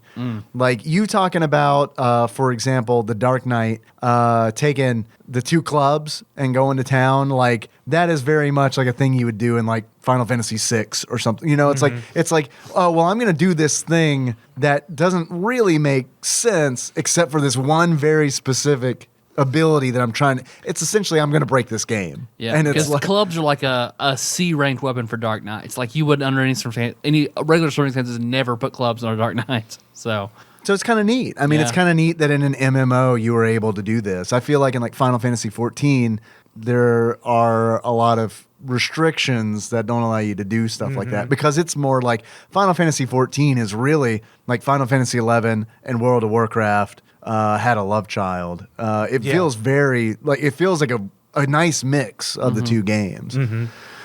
So it's a little more on the rails than I think Final Fantasy XI was. Final Fantasy XI I thought was like wide open. I mean, yeah, because there's so many little things that you can do that most people Ballista. Oh, I never played Is that the Ballista PvP? ever. Yeah, Ballista? it's like a PvP type of thing. I Yeah. can't tell you how it even works. It's like a sports game almost, Yeah. right? Yeah, Or because you see those weird posts all over the place. Like, I never played it. ever did. I watched people do it once, like as I'm leveling, because the fucking matches take place in zones, like regular zones where people are traveling and leveling. and you would see the shout for it or whatever. Right. Yeah. And it's like, but I never ever felt like, first of all, like I struggled hard enough in PvE in that game to like ever want to get involved in a PvP situation in this game. Like, I think I did a Ballista match one time just to see what it was like. And what was it like? it's boring. Yeah, oh, really? I didn't find anything interesting about it. The Garrison was something that the Methodist Garrison. Syndicate used to do a lot of. Oh, We did okay. Garrison every week. And Now, is that was like horde mode? yeah, Where you like Yeah. go to a specific outpost Yep. and then select it, and then you'd fight waves after waves of enemies. You would have to go and like I remember the one for West Saruta Baruta was a 7-knot Quipus, which was the pop item you needed to start Garrison. Okay. So we would go kill the Yagudos until we got that, and then we would have however many people that would do the Garrison. And it was legitimately fun. It sounds like but fun. There wasn't a whole just ton of good like Not a really good reward stuff. for doing yeah, it. no, but it was just something neat, Yeah. different to do. But the sheer amount of shit like that there is to do if you've got the people willing to do it is just unbelievable. Yeah. God, I remember I forget where the Yagudo, what their home base is, but Gideus, Yeah, Yeah. Gideus. Going- Gideus or Castle Ostroja, the Oh higher God, I level. forgot all about Castle Ostroja. You Going remember in- Castle Ostroja, Yeah. the Yagudo priest in him, like where you had Yes. I can't remember what rank That's- mission or what it was. You had to get past him without dying, and The reason yeah, I remember Yagudos were a joke in the lower level areas, but you go to that place and like the Yagudo monks that are around that level. Yes. Fuck. The reason I vaguely remember the stuff you guys are talking about is because essentially what happened to me is when I needed to do these missions, people would just carry me through it. And I'd be like, Yeah. And it's like, I don't remember a single fucking thing because it's essentially like just people who are like, don't die. You got to do like instead of stand like there and don't die. Yeah, instead of like trying to like understand what's going on, I'm just like following orders where it's like, all right, drink that invisibility potion. Okay, run. Okay, all right, take the sneak oil. Okay, put it on. Okay, now don't get attacked. Whatever you do, if something sees you, you are dead. Don't rest. Do not hit rest. Right. run to me, Yes. run to me. So Castle Ostroja, real quick, we'll talk about that. There's one mission, I don't remember, it was somewhere in the 7 rank missions. You had to go to Castle Ostroja, or maybe it was for a Genkai. I don't remember. Maybe it was a Genkai, which is the level break. Did we talk about level break? No. Fucking Mott. Yeah. So what the you- limit break, you mean? Yeah, once you hit level. Oh, the level. Oh, right, because there's a fucking cap on the Yeah. levels when you first start playing the game. And I think it's level 50 that you hit your first one. Yeah. then you Then do Breaking Clouds, every Shattering 5 Stars. levels, you have to do it again to get past. Do something to get paid. Like once you've done it once, the rest of your jobs can go straight to 70. A lot of people still did it though for every job because you have to fight Mott in whatever class you're trying to break. And this Your limit is in. this is a process you'd have to go through in order to advance. Like your level, you would stop leveling, At 50, yeah. Yeah. and then you'd have to fight this guy. Well, no, you only had to fight him at level 70. You had to do other quests at 50, 55, 60, and 65. Then when you got to 70, you actually had to fight him. Okay. And the fight was easily breakable, but you had to spend a bunch of time, I guess. Which you could only fight him like once per day, maybe. Jesus. So if you lost, it's like, all right, well, you're Logging done. out. You're done until tomorrow. Unless you want to But do a they- craft. Yeah. They had and I don't know if this was a thing or this got introduced later because it was just so awful trying to fight him solo. Mm-hmm. But you could go turn in specific items to this guy who was like his arch nemesis from his younger days, and he would give you this item that was like a pickled Rayrab tail or something, and you would use it during the fight, and he would just stop fighting for a whole minute. So you could get multiples of that, go in, just every time he started moving again, use Use it it. again, just beat the piss out of him. Okay, He starts moving again, people use were it really again. bitching about that then because that fight against him solo was, that was. I did Mm-hmm. it as a black mage and as a bard. I never fought him. And if you beat him as 7 classes, he would give you his hat. He would suck He would your suck. dick. And yeah, you used to see people with a Mott's cap, and you were like, "That guy's a shit!" badass." Yeah. Because it was an amazing item. It's like it was like what Plus 10 to everything. stat. Yeah. So That's on someone's tombstone, I guarantee you. It just says Mott's hat. Yeah. And then where's the +10? Dex +10. Right. But so Castle Ostrogia, I'm a skeleton now. Please no bludgeoning damage. this was another place where the maps were super confusing. So to get to where you needed to for that particular limit break, I think that's what it was a limit break. You first had to go to a certain door and click the right. There were 2 handles. Okay. You had to stand in front of the door and click the right handle, and you had The correct handle? The correct Okay. handle. I'm sorry. Yes. Oh, I mean, because I literally didn't know. I was the like, correct handle, and it changed every Vanadil day. So you didn't know which one it was going to be. If you click the wrong one, trapdoor, and you've got to find your way back without getting killed. Mr. Bird style. So All right. you got to click the right one and then get through the door. In the meantime, This game is evil. every Vanadil day, there was one certain place where you needed to know the password. The password could essentially be a combination of these 3 words, like 4-letter words, and in any given day, it can be any one of these 10, any one of these 10, any one of these 10. You could either go and just try for however the fuck long it took you to try every combination, or you stop at various places along different paths, and you had to go way out of your way to get the words. But you had to start at like midnight. Yeah, I was about to say, did you have enough time? No. No, you didn't. And that's why you would need multiple people there to go check the different things. Meanwhile, you're trying not to die, and then finally get to the place where you enter it, get through, and all of a sudden there is a sea of impossible to gauge monsters in front of you. I mean, that's how hard it was just to get into the room you needed to get to. Son of a bitch. What was in the room?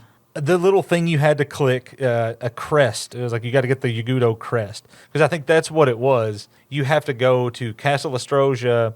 Oh, God. Fort Gelsba. Yeah, maybe, yeah, yeah. Is the orc one. And then Bordeaux. Yeah. Which was and you had to get these items from each one. And I remember that. But there was another part of that like you couldn't even get to a certain area in one of those without doing like a pre-quest. I feel like a lot of this, like a lot of the PvE in this game being like so punishing was to make up for the fact that there was no PvP for the longest time. Because, I mean, Ballista came in like way later, I feel like. And it's like up until then, there was absolutely no PvP. It was just PvE. Unless, I mean, you could not heal people. I guess that's a form of PvP.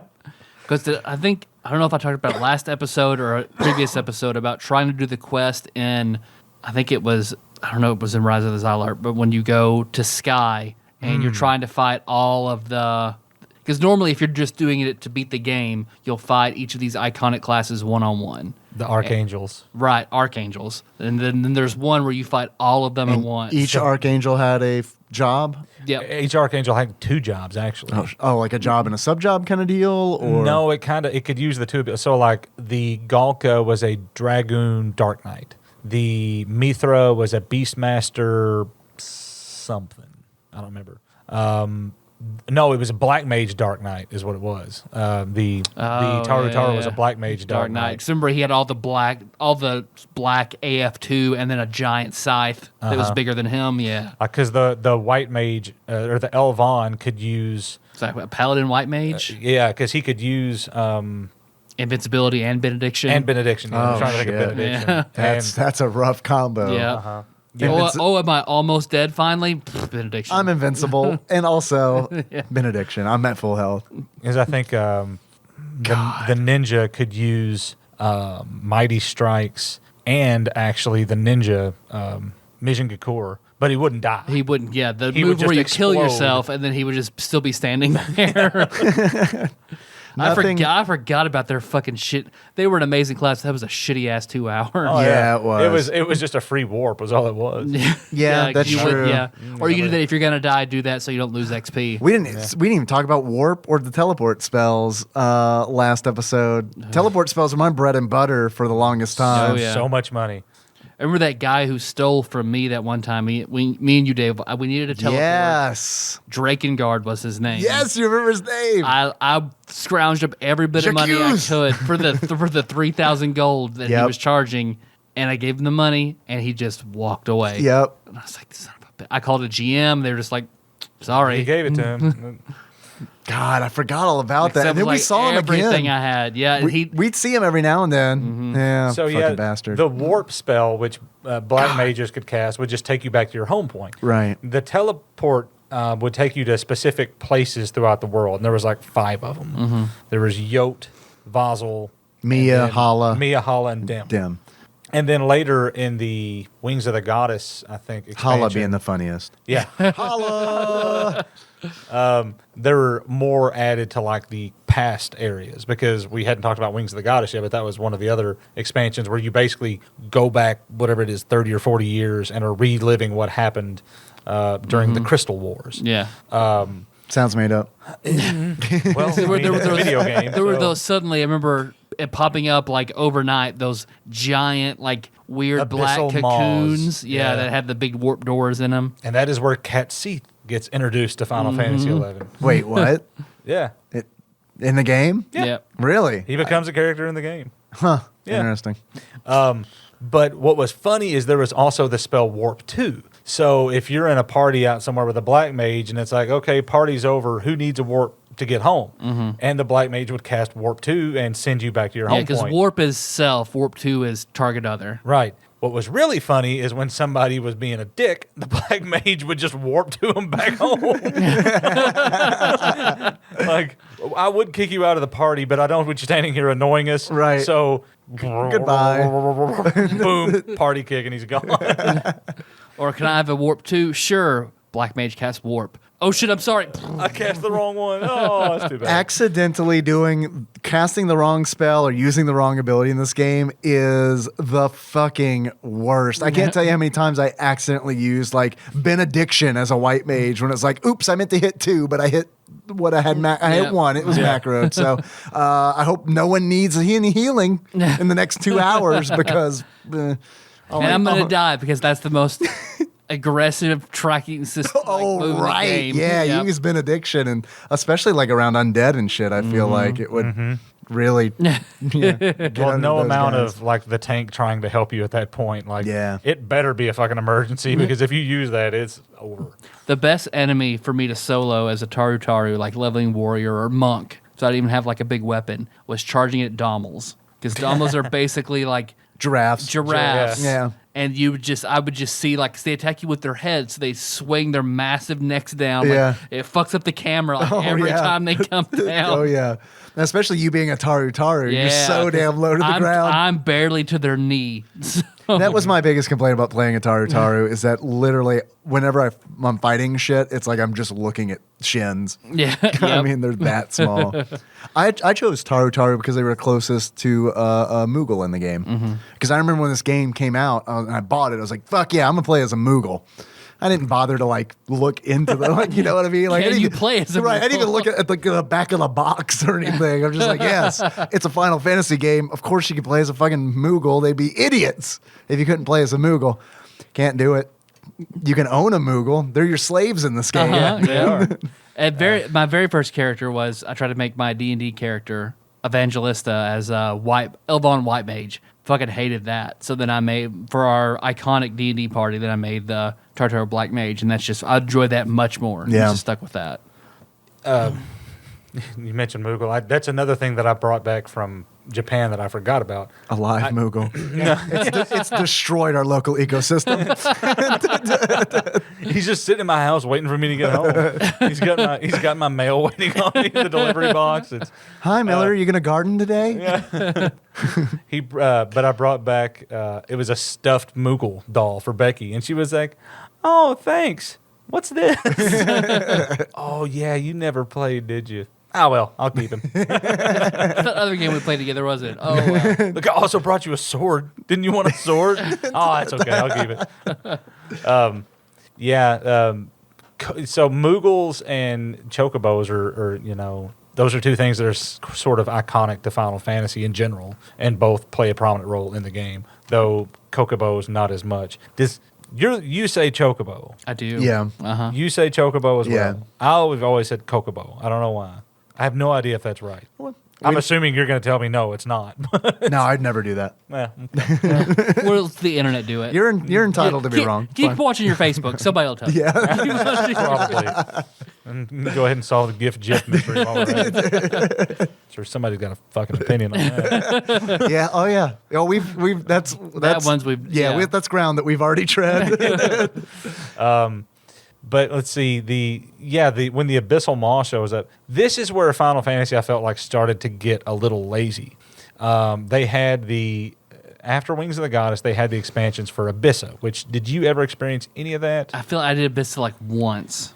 That got What to is be it? Abyssa. Uh-huh. It's a new Is that like- expansion. okay, so that's But- an expansion. That's not like well, an area or a raid. It or, is. It's Oh. three small, like not expansions, but like not full expansion. What would you even like an call it? update or something. Sort of. Like a content update. Yeah. Okay. The mini Right, expansion. okay. And they did it 3 different times, and each time 3 new zones opened up that were the Abyssa, which is like alternate universe version of the very same zones. Okay. So it's like So they're that's not, the upside down. yeah. Okay. It's exactly what it Okay. is. They're not introducing new zones. They're just introducing slightly fucked up the same zones. Right. The black and white zones that you were showing me the other day. Yeah, Is that that's Esha. No, that's Esha. That's an even. So they did it again. They did it again. They did it again for Ruan Gardens Right. and the Sanctuary of Yo, Zikala. dog, we heard you liked alternate zones. An alternate zone of the alternate zone.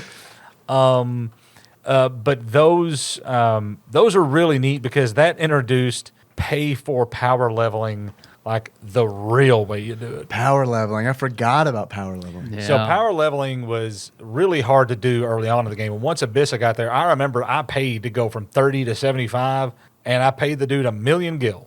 I don't give a shit. I didn't want to level this job. I don't even remember why I was doing it. I think I might have actually done it with Bard, come to think of it, because that was really hard to level if you didn't have time to do parties. Parties was easy.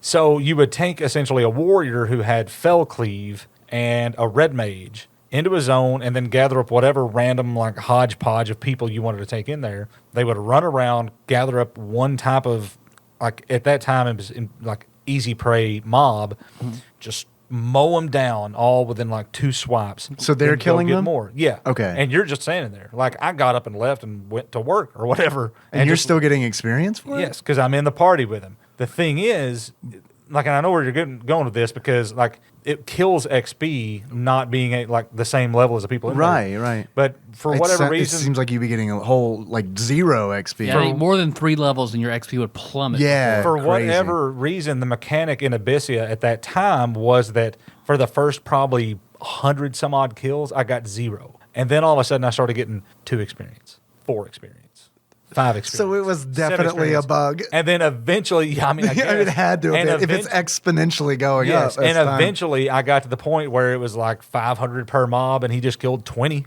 Uh-huh. And then he would go get more, and like they would literally shout in Juno like "Cleave Party, $1 million or 1,000,000 gil per 2 hours or whatever," and you just here's the money, go stand there and collect your experience. Wow. I see, when I was playing power levels, like the way that it would work is someone like a white mage would be outside of your party, so they're not affecting, like a high level white mage would be outside of the party, so they're not Yes. affecting the amount of experience you're gaining, and what they would do is just heal the tank. Yeah, and in fact, you would wait till the tank was way down, throw up a cure 5, and then the mob is just going to keep attacking the white Mage, right? Yeah. But he doesn't have actual claim on it, so the rest of you just burn it down. And, yeah. That's what I'm used to. I'd even forgot about that being a thing. Because that, man, whenever like a friendly white mage would come rolling through like Valkyrie Dunes or something with like 30 minutes to kill or whatever, or like when someone in the Race, party, please, race. yes, or like someone in the party is like, hold on, my brother's a high level white mage, I'm gonna see if he's gonna power level us. It's like, fuck yes. Although inevitably it was always like, just can you guys wait like 15 more minutes? He's like just getting done with dinner. He's It's gonna figuring be his figuring his girlfriend. 15 minutes later, all right, he's gonna need like 30 more minutes. So it's like, motherfucker, in the 45 minutes we've been waiting for your goddamn brother, we could have like been gaining experience. Yeah.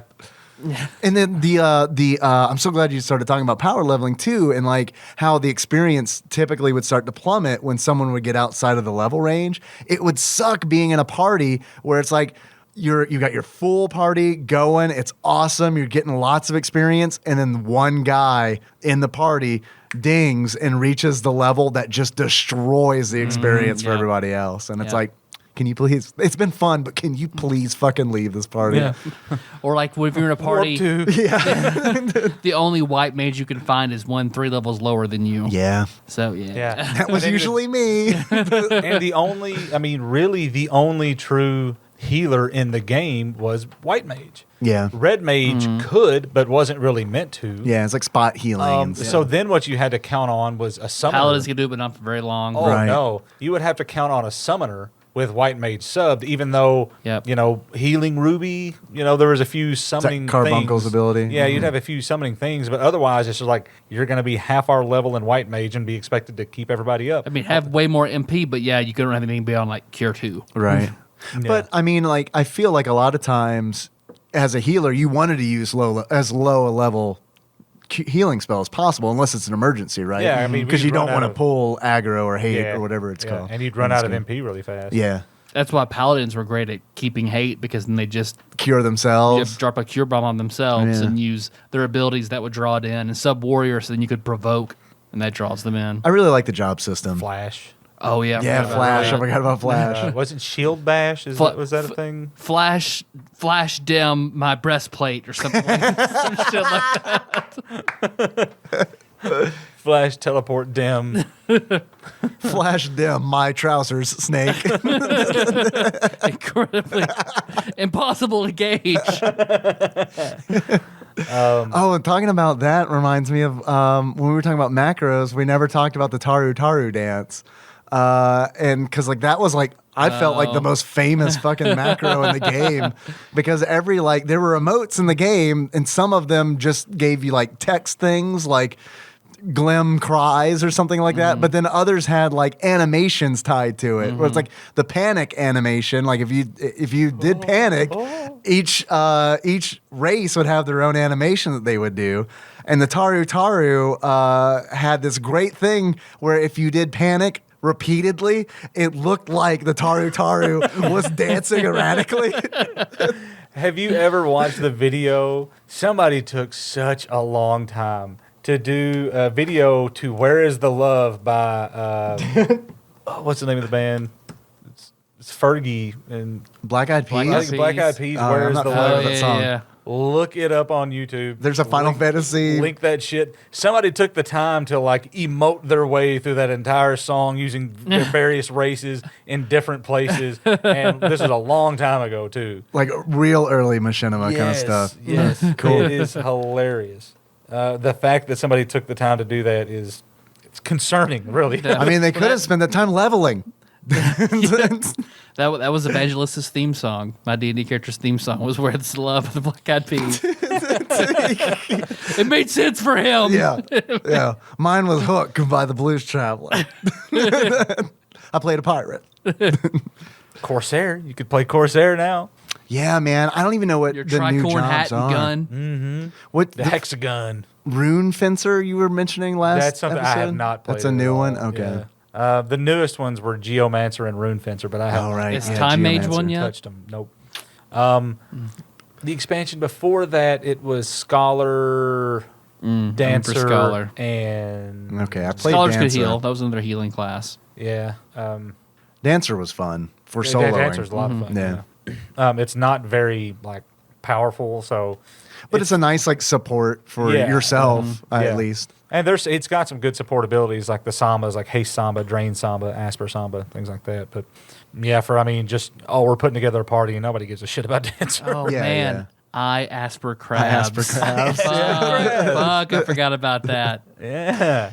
Crabs were a really high MP. Yeah, for mob. some reason, yeah. Yeah. Yeah, I know, right? The only thing they ever did was bubble curtain, I think. Yeah. and- But The smartest creature in the land. The crab. The snipper. Because Asper is where you drain MP from the enemy, and you get that. So I use that shit all the time on crabs. Like, remember I said that one time. So you use your graphic design skills to make an I asked for crabs graphic for me that I kept on the front of my D&D slid book. in your notebook for the longest time. Do you it's still have there. that? Yeah, Nice. I do. Awesome. So we got to talking about Chains of Matthew. We never talked about Chains of Matthew either, but that's another expansion. That was another expansion that introduced C. I C? think that was C, yeah. Like the ocean? Yes, SEA. The You had to go- Lemuria was the name of the area, but it was known as C. So you mentioned And, like, Sky earlier. Is there- Ruins- is there- Sky Ruin. was the Xylart where you would go way into the sky, and then C was basically the unlockable area. Who are the 5 best rappers of all time? Xylart, Xylart, Xylart, Xylart, and Xylart. Sorry. Couldn't resist. Xylart. Sorry. Sorry about that. Sorry I ruined your podcast. Sorry I ruined your Black Panther party. That was coming. Yeah, you beat me to it. But yeah, that was. I remember when you got C access, it was like, oh, that's a big deal. If you decided to sell your account, you could sell it for a lot more if you had C and Sky access. Was that a Yeah. big thing, selling accounts? Oh, yeah. I mean, serious money kind of deal? Yeah, I remember a time in WoW where I heard about people selling their accounts for thousands of dollars. Yeah, I worked with a guy in high school at Apex who was set up to. I might have even talked about this on the Ultimate Online episode we did. He had a tamer, like GM level tamer with like all kinds of stable dragons, and I remember him having a deal where he was going to sell his account. He was done with the game, and some guy was going to buy it for, I can't remember exactly how much, but it doesn't matter because my high school brain couldn't like fathom. I mean, it was like hundreds of dollars, and it was just like, oh my fucking God, you're going to get hundreds of dollars, and the guy ripped him off. So, That's so that did suck, but he got his account back at least. He got it restored. Yeah. And see, then you had Wings of the... Well, Treasures of Ottergon was another, which was basically, a lot of that was like the rank missions, the Beastmen of this area, because you're in the Far East now, which you've got the Trolls, Lizard Men, who I can't remember what the hell they're called. Oh, and then the Undead Swarm. And they're all acting crazy. Why are they acting crazy? It was just like sort of the original. And then you have to figure all that out. And that's when they introduce the Garland. Blue Mage Corsairs and Dancer. No, Dancer was next. I think it was just those. Scholar. No, Puppet Master. Oh my Oh, I God, forgot. Puppet Which Master. fuck? Forgot about Puppet Puppet Master Master. I forgot about that. Puppet Master is known as one of the best in-game tanks now. Really? That's crazy. I remember that was a bullshit That was class. yeah. People can pimp their actual automatons out to be just incredible in-game tanks now. I mean, that's cool. I'm glad they did something with it. But man, I remember I unlocked that class, did it for like a second. It was like, fuck this. Yeah. And so that was a really good one. Then came the one in the past. Was Puppet Master in any other Final Fantasy game, or is that just straight up a hell Final no. Fantasy 11 exclusive? Well, if you think about Final Fantasy So, 2, somebody was watching Naruto a whole bunch. Like, yeah, I know, Puppet right? Master. Because the puppet looks like what's his name from the Village of the Sand, Yeah, right? yeah. in Final Conqueror. Fantasy, in Yeah. Final Fantasy 2, I remember there were mobs that were basically puppet masters. Like, remember the old woman with the big thing on her Oh, nose and yeah, had a and little the dolls. and then the dolls down in the dwarven area. Yeah, you're under- right. The Calcabrina. Yeah, so it's not completely new. Okay. Yeah, and then, like I said, Because I always like, man, whatever that old woman is with those baby dolls, I wish I could play that. Yeah. I mean, I forgot about her. yeah. So, like I said, without getting too much into the missions, I thought they were really well done. Sometimes a little laborious unnecessarily in like explanation. It's like, okay, it's too much. But for the most part, I think the Treasures of Ottergon missions were some of the best actual storylines. Yeah. Naja Salahim. I remember Salahim that Mithra. Sentinels. Yeah. The Mithra with the crown that carried the giant morning star around. Yeah, never played that. You never played that part? Yeah. Yeah, I remember going there. I hit level 75 on Bard in that place, in that big swamp where you would fight like demonic imps and shit. Wajam Woodlands. Yeah, and that's Buffalo it. Thickets. Yeah. And Kaderva Mire. Yeah, because I remember that I'd roll into California. town like, oh, it's under siege by super powerful enemies all over the place. All right, well, I'll barely do anything damage for the 30 minutes this is going to take. Okay, they're gone. I got Yeah. some experience. And then when they would leave, a lot of times whoever was attacking would kidnap like the auction house people or the various like the Kokobo stable person. So it's like, oh, I came in here just to go to the auction house. And well, the I auctioneer's guess I'm going- screwed. Auction's down. What would you have to just wait until they came you'd have back? to Or? get a You have- flight to Juneau or something Yeah. to, you know. But I mean, There eventually, was a mission to go rescue them, so people could I actually see. go Okay. restore Now, them. would the NPC eventually come back? Like, Oh, what if yeah. no one like? Because like I'm thinking think about it- okay, I think eventually like JP Midnight or something, it would. because like later expansions, that town would just be completely empty because no Right. one would be rescuing any NPCs. That happens now because like I was in a party the other day and somebody was like, I was on Corsair and they were like, do the Beastmaster roll. And I'm like, I haven't even bought that dice because nobody has ever asked for it and I cannot believe you're asking for it. But okay. Refresh me on Corsair. Corsair basically does a job ability where you roll some dice and based on your roll, you get a bonus to something. Okay. So, like, I think Dancer's roll gives you, like, HP regen. Hunter's roll gives you accuracy and ranged accuracy. Now these are specific like dice. Yes. Okay. And there's a dice related at least to every class in the game. Okay.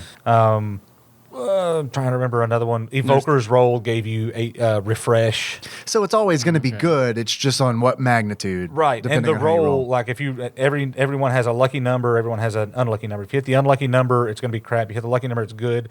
The higher you get past, like if the unlucky number is 9, but if you get to 10 or 11, like that's awesome. Okay. That's really, really good. If you bust, if you roll 12 or higher, like if you, because you can double up, like it'll always be 1 through 6. So you roll 6. If you roll again and it's 6, you bust, you lose the effect, plus you take negatives for a little while. Okay. So it's, you know, it's rolling So the dice. it's the gambler class. Yeah, it's the gambler. Sets Yeah, her, essentially. Yeah. Exactly. So I went to buy the damn dice because I'm like, all right, fuck. So I got to leave there. And warping around is not that big a deal now, but it was still just a pain in the ass to leave where I was at. I get back there, and the fucking NPC is gone that sells it. Oh God. So the guy was like, well, sometimes they're on the auction house. I'm like, there's not going to be. Just check the auction house. Really? Yeah, just check. Auction house guy was gone too. So I had to go next door to Whitegate, and they didn't have. Well, it was. I like to think about you running Final Fantasy XI errands just for strangers on the internet. There's something about that on some level that is just like hilarious to me. for payment of hot dogs and cigarettes. I got several messages about that. That's funny. From Ross Retrogene was very intrigued by that. I would like to inquire how you got somebody, a slave essentially that you paid in hot dogs. I believe was his. That's what I wonder. I gotta admit, I'm checking the Tadpog Nation and Tadpog Facebook, like, because I'm wondering, like, who actually listened to this and who gave a shit, and just checking through there, and I was like, I wonder, like, how many people just like DM one of you and it's just like you should talk more about this, or like, why the fuck did you just waste 2 hours of my life? Because this is. I'm glad you got something because I didn't get anything. And like, I even remember making a point, like when I was typing up the intro and the show notes, I was like, he who shall not be named is named. And I remember like thinking, oh man, this is going to be a big deal. No one gave a shit. Not a single shit. Well, one shit was given. Yep. From Ross Richard. So I told him some more stories about him. So Oh, excellent. He's like, you should do that as a Patreon. Yeah, but did you say Dave's worried that We'll get sued. 'Cause We'll he's get that kind of sued. person. Yeah, but so much of it was kind of laid out. I feel like we told a lot of the really good stories just last time, but yeah, we did. But there's well, I mean, more. there's always more. There's a lot There's more. always more. Final Fantasy. Final Fantasy. Final Fantasy.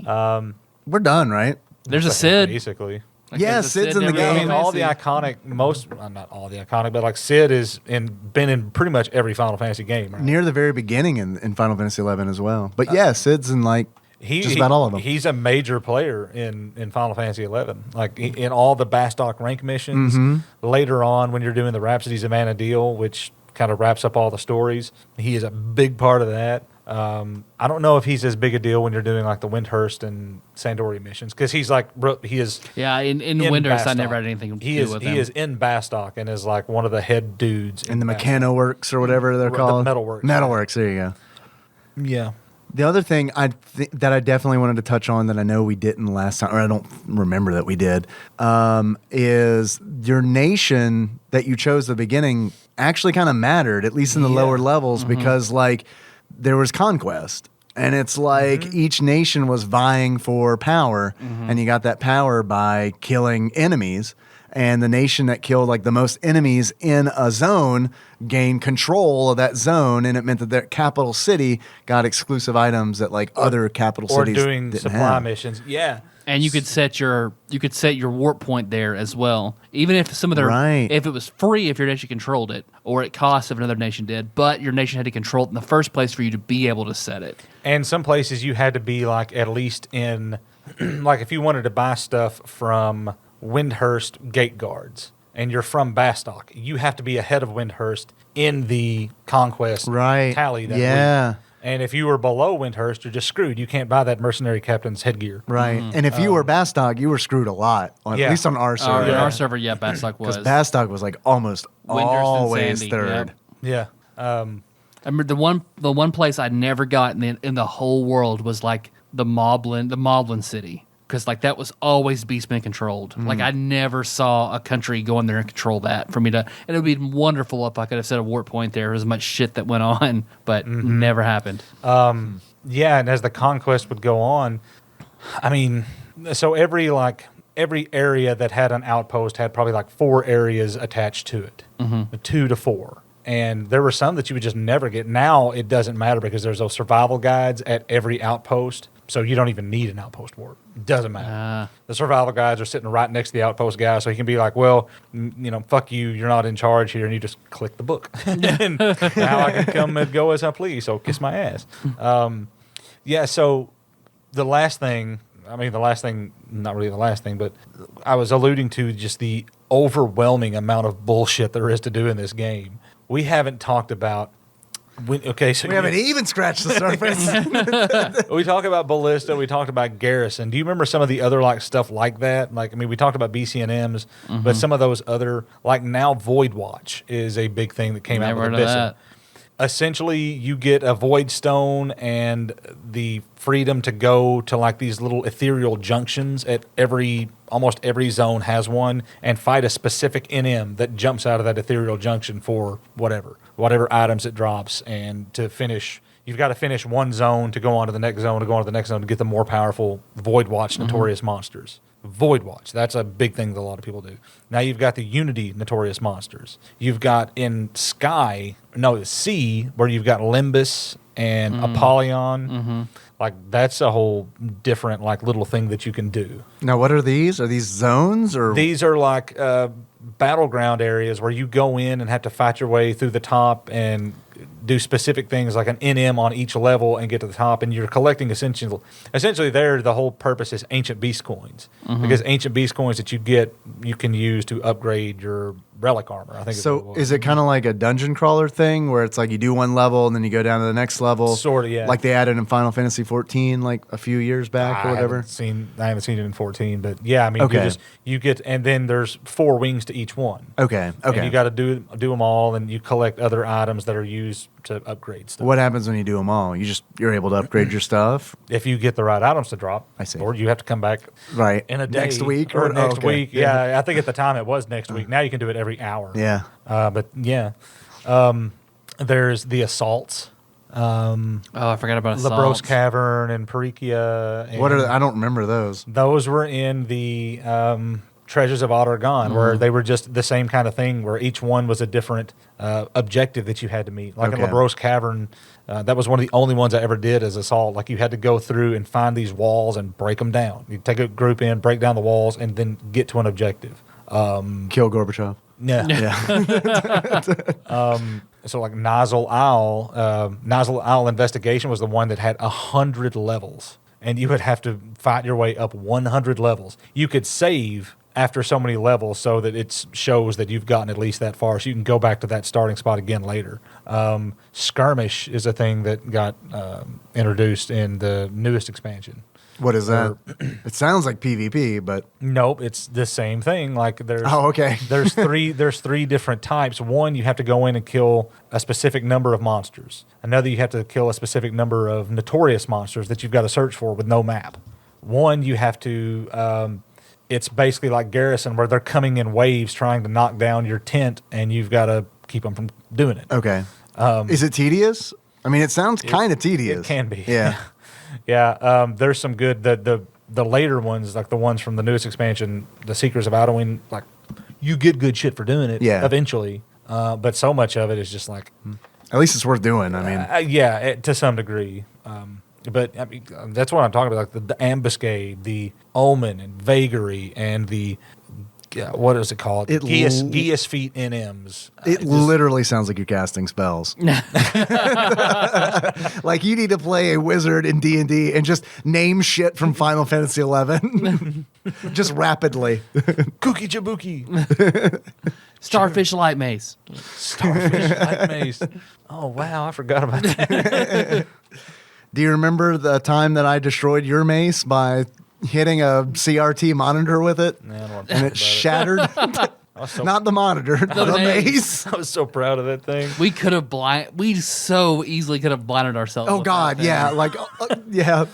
Well, I mean, it wasn't like it was made by a smith. It was made by some kid in a Chinese factory, I'm sure. Yeah, because I remember that monitor sitting in the dumpster, Dave, and you just like Happy Gilmore at the drive. Oh man, I just tried to hit that thing as fucking hard as I possibly could. It hit just like that mace, like all the metal. It was like a shrapnel grenade went off. I mean, the metal just flew everywhere.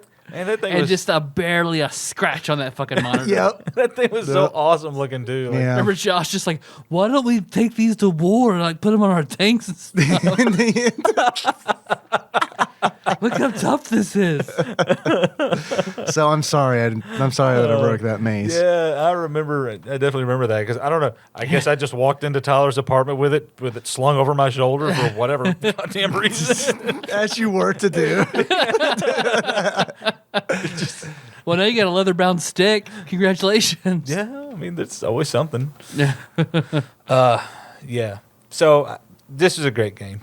I wonder Yeah. are there any vanilla Final Fantasy 11 servers? Like there's vanilla WoW? Yes. Like, there are? Yes. I know there are a lot of private servers. Well, yeah, and there are private servers out there. I'm sure, much to Square's Yeah. disdain, they are out there because I've heard people talking about them on Reddit. Well, when I was like searching for art for the show notes for the post, I found a bunch of shit that looked weird. And like when I like investigated, I was like, private servers exist. Yeah. I would have a hard time. Like everybody who plays WoW, since they announced the what's the new expansion? I don't know what the hell it's called. I can't remember what it's called either. But they're supposedly going to be Doing putting the out the official servers. vanilla servers. Yes. Yeah. And people are pining for it, like, oh, this is going to be so cool to go back and do it. I get the feeling if you did that with Final Fantasy 11 players, they would be like, lick my asshole. I'm never playing the game that way again. Like, not going to happen. Well, I think Square knows that too because it's like, I mean, I honestly think like Final Fantasy 14 is so close to Final Fantasy 11 with like World of Warcraft, like quality of life improvements that it honestly feels like when this whole time we've been talking about Final Fantasy 11, like I've been excited, like, man, I should reopen my Final Fantasy 14 account. And when I was playing Final Fantasy 11 on Twitch for, the stream, it was like, this is fun, but man, this makes me want to play Final Fantasy 14 really bad. Yeah. And it's because they use a lot of the same races and enemies and stuff like that. Out of curiosity, what server were you on when you loaded and did that Twitch? I was on our old server. I was on Quetzalcoatl. Really? Yeah. And it was empty. I thought we were on Belfour. We were on Velfor. Oh, motherfucker. We were on Velfor. Oh, well, I then- am on Quetzalcoatl now. Maybe as it turns that's out. why. I don't know why. I don't. For some reason, I was like Quetzalcoatl. That's it. It's probably Click. one of the only ones you can actively choose. Like to get onto Azura, which is the really high, like you have to get a Gold War pass or else you can't get onto that server. Yeah, I heard that's where all the hot shit happens now. So people came into the Twitch channel and were like, "Where are you?" And I was like, Quetzalcoatl, and they're like, "Yeah, you're not gonna find anybody in this game unless you're on Azura." I was like, "Oh, okay."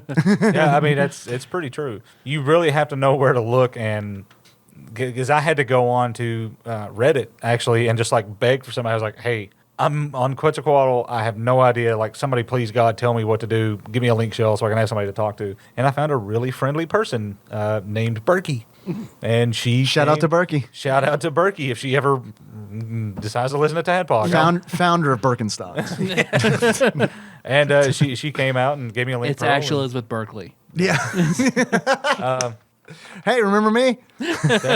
No, not really. Of Showgirls fame. Oh, you. Yeah. Okay.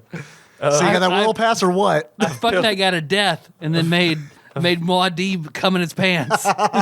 You're the one who was so excited and then so scared.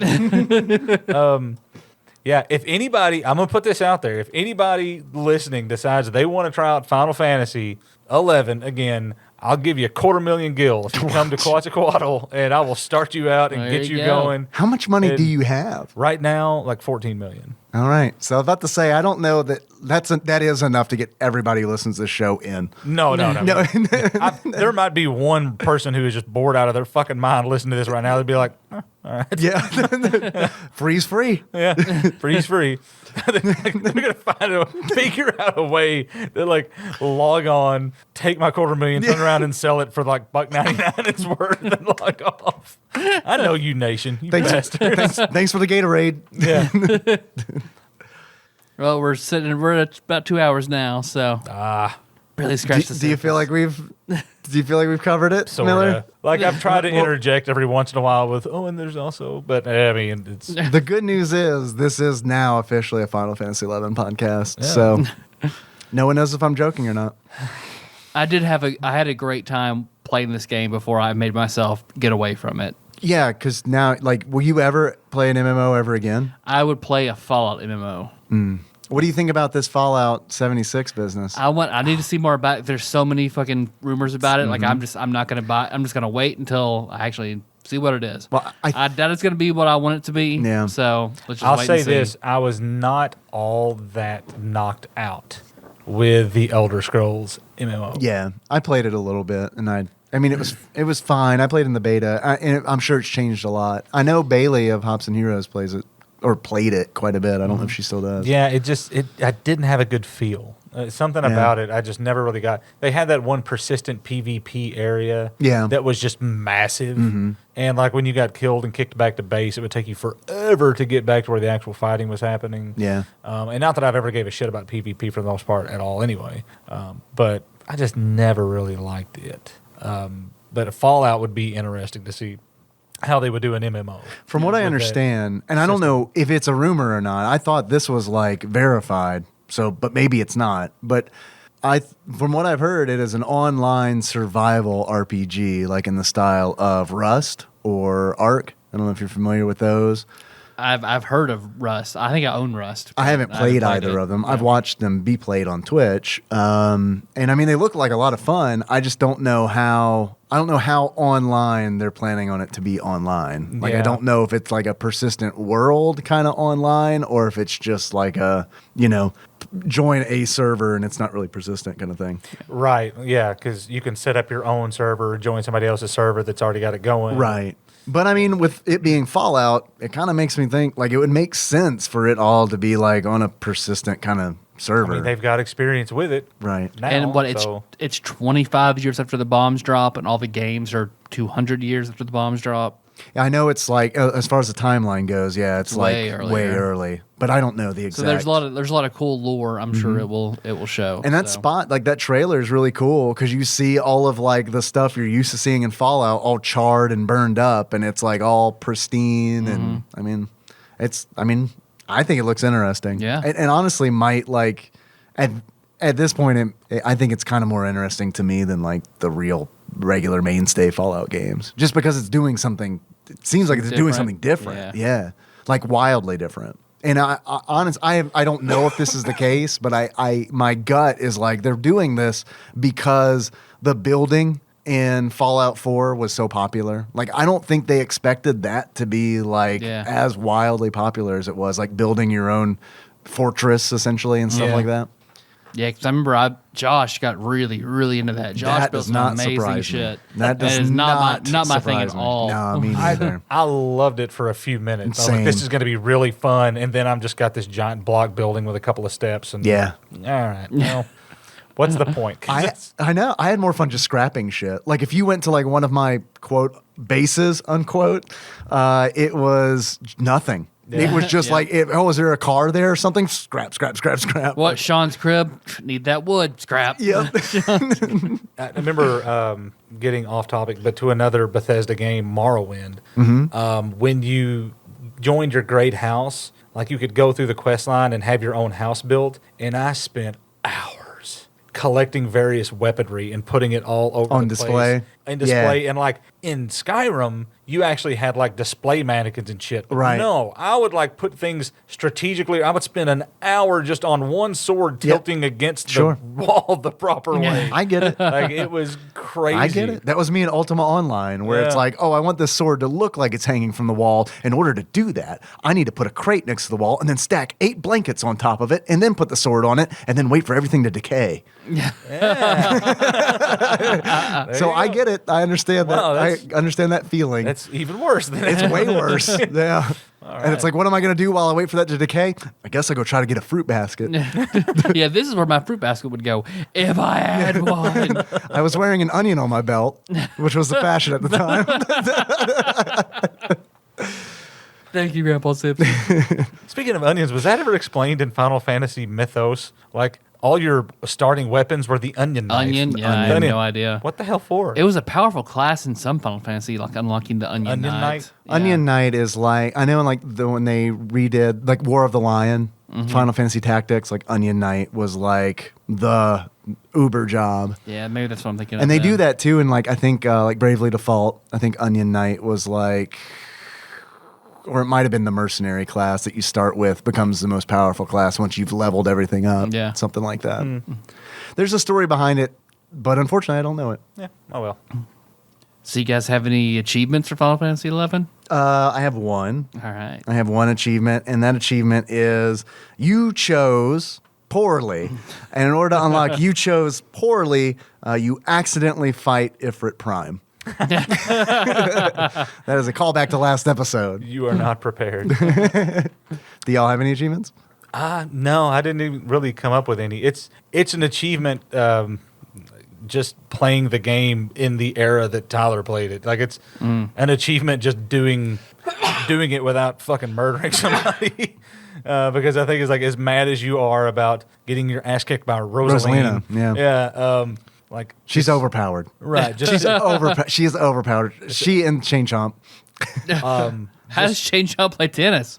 with a racket. Yeah. making your first run from your home city to Juneau would be a hell of an achievement. He's going the distance. Nice. Mott's applesauce, which you unlock that by losing to Mott on every single job. Excellent. We've already covered that this belongs on the NES Classic. Yeah. Did we do absolutely. beards and glasses?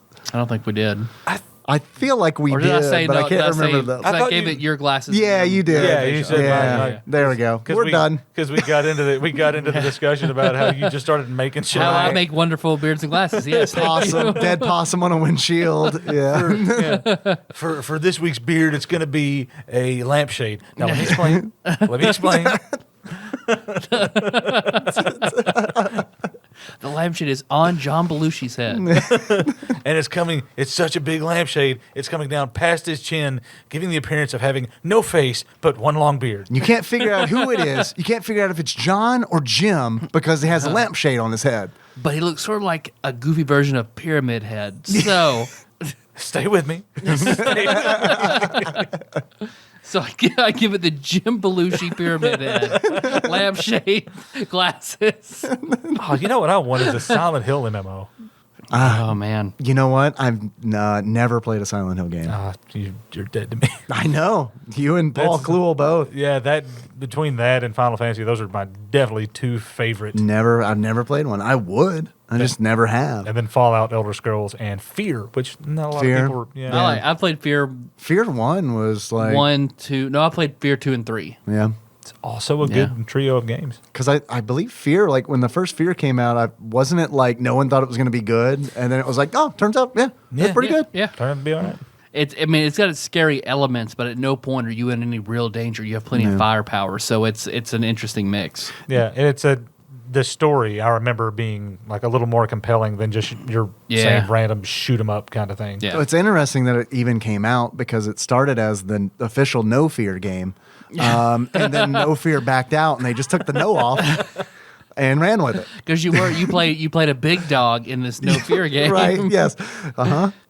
I'm still ready for the Big Johnson. The big video. okay, thank you. I was contemplating, like, honestly, like it was like I wish I could remember what those shirts were called, and then like by the time I figured out they were Big Johnson. Big Johnson Casino, You're liquor on in it. the front, poker in the rear. With every game, controversial middle school shirts kids will wear to school have turned inside out. Did you guys know that I got crabs at Joe's Crab Shack? Oh, wow. Did you know that? Fuddruckers? Have you been to Fuddruckers? The best when they were the hypercolor shirts. You'd always know at my middle school when someone showed up in a Big Johnson T-shirt because you'd see them in the afternoon and their shirt was inside out. Yeah. I had so many kids that would do that shit. People the principal would flip the fuck out. Yeah. Or they would have their pants tied up with like yellow Zip rope, ties yellow or something? twine. Oh, yeah. Where they were Sagging? sagging. Yep. So they had to have a rope belt. Yeah.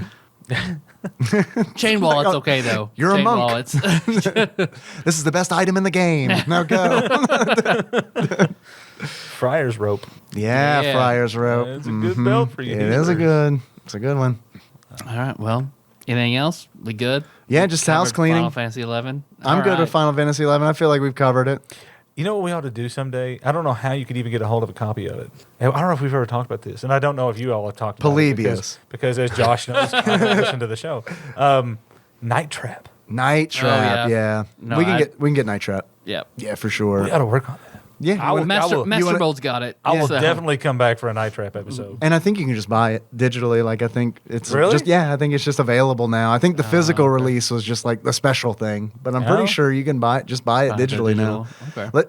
If you'll come back for Night Trap, let's fucking do it. All right, cool. All right, we'll take a break from All our right, so next week exclusive. we're doing Night Trap, so we can get Ring Miller back over and over again. Actually, what we're trying to do is just transition the show to just Miller doing it by himself. Tyler and I are done with the We're show. really tired. We are burnt the fuck out. And it's like we're just looking for one guy we could pin the show on. Barking up the wrong fucking tree. All right, well, thanks for listening, everybody. You can find the show on iTunes, Stitcher. Hey, how about YouTube? Yeah, we're on YouTube. All over that YouTube. Yeah, thank you, Executive Bruiser Janie. Yeah.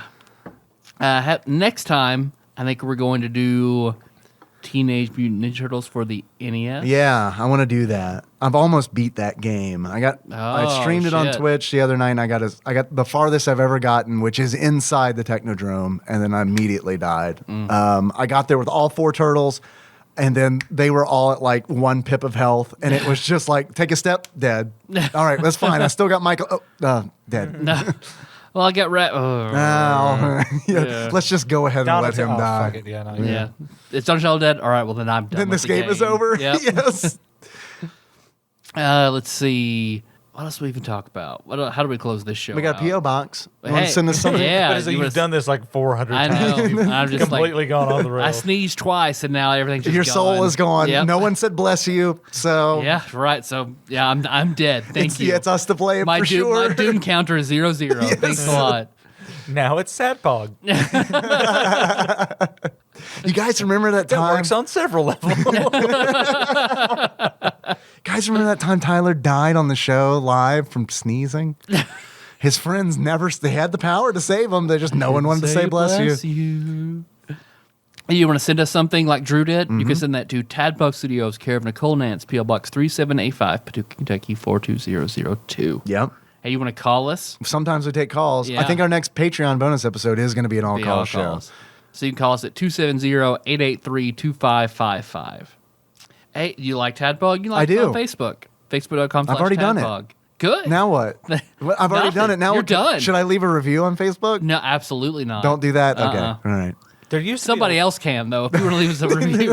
at one point, there used to be a lot of cool people Doing a lot of cool doing shit. a lot of cool shit on Yeah, Facebook. on Facebook. And they still are. And Okay, Tadpog that's Nation good. for sure. Let's see. Or Tadpog Nation, where we keep all the perverted shit behind a bot filter. So you can find the Tadpog Nation. Join the Tadpog Nation. Yes. Oh, also, I want to point out that someone just joined Tadpog Nation, Cybershot from Twitch, who wanted to make sure that I knew that they were indeed from Portugal. Because on, I believe it was last episode, we talked about going through like the different countries that listen. Yep. And there we go. We do, and Man. I believe we said something like, Portugal. well, there's no one from Portugal. Cybershot is from Portugal, so there we go. All right. Well, we're coming to see you then. Thank you. Yeah, We're gonna stay with you in we're Portugal. gonna. Can we stay with you and your Yeah. family, please? Yeah. I think they're stateside now, but No, we'll I go bet- back, I and then we're bet, gonna go back with you. They have relatives there, so we're fine. Miller is gonna give you $250,000 gil. I couldn't legally say no Portuguese, but no Portuguese. Family Guy reference. Just joking. Yeah. I love the Portuguese. I love the Portuguese. Let's see. Portuguese and Portugal. Portugal. Was that a Miller original or was that nailed it? Yeah. Pretty great, right? All right. Don't forget to tip your servers, everybody. Good night. Anybody on Patreon we want to thank? Yeah, we got some new donors, and we also got some people who upped their donations. Big shout out to John Hewitt on Patreon for the new donation. I hope you enjoy the bonus episodes. Big ups, I'm saying that now, to Platinum member Brett Miller for upping his donation. That's the thing I do. Do you like it? Yeah, Good. it's a new thing. Leave us a 5-star review and make sure you put big ups somewhere in there on iTunes. Also, thank you, Matt Cohen, who just recently upped his donation as well. If you would like access to the bonus episodes we do, or you just want to support us, we really do appreciate it. It does go a long way. You can find us at patreon.com/TADPOG. We've got a 5-star review. I want to give big ups to Bubba Drewski for leaving us a 5-star review on iTunes. I know it sounds really dumb, but iTunes is the biggest marketplace. Yeah, it is where people find podcasts generally. Yep. And the more 5-star reviews we have, the easier we are to find. So if you want to help us grow and you haven't left a 5-star review on iTunes yet, seriously, I urge you, please. It would mean a lot to me if you would do it. Let's see. Our theme song is Moves by Sycamore Drive. Link to that track in the show notes at tadpog.com. Hey, you guys want to close this out? Like a Taru. All right. All right. Woo, boy. All right. Ready? Yeah. So until next time. Tropicalu, Capricorn. Man, we're getting laid tonight. You do not miss all that. Fuck my pussy. Stinger. Got it. Come, Stinger. Got it. Come in my pussy wussy.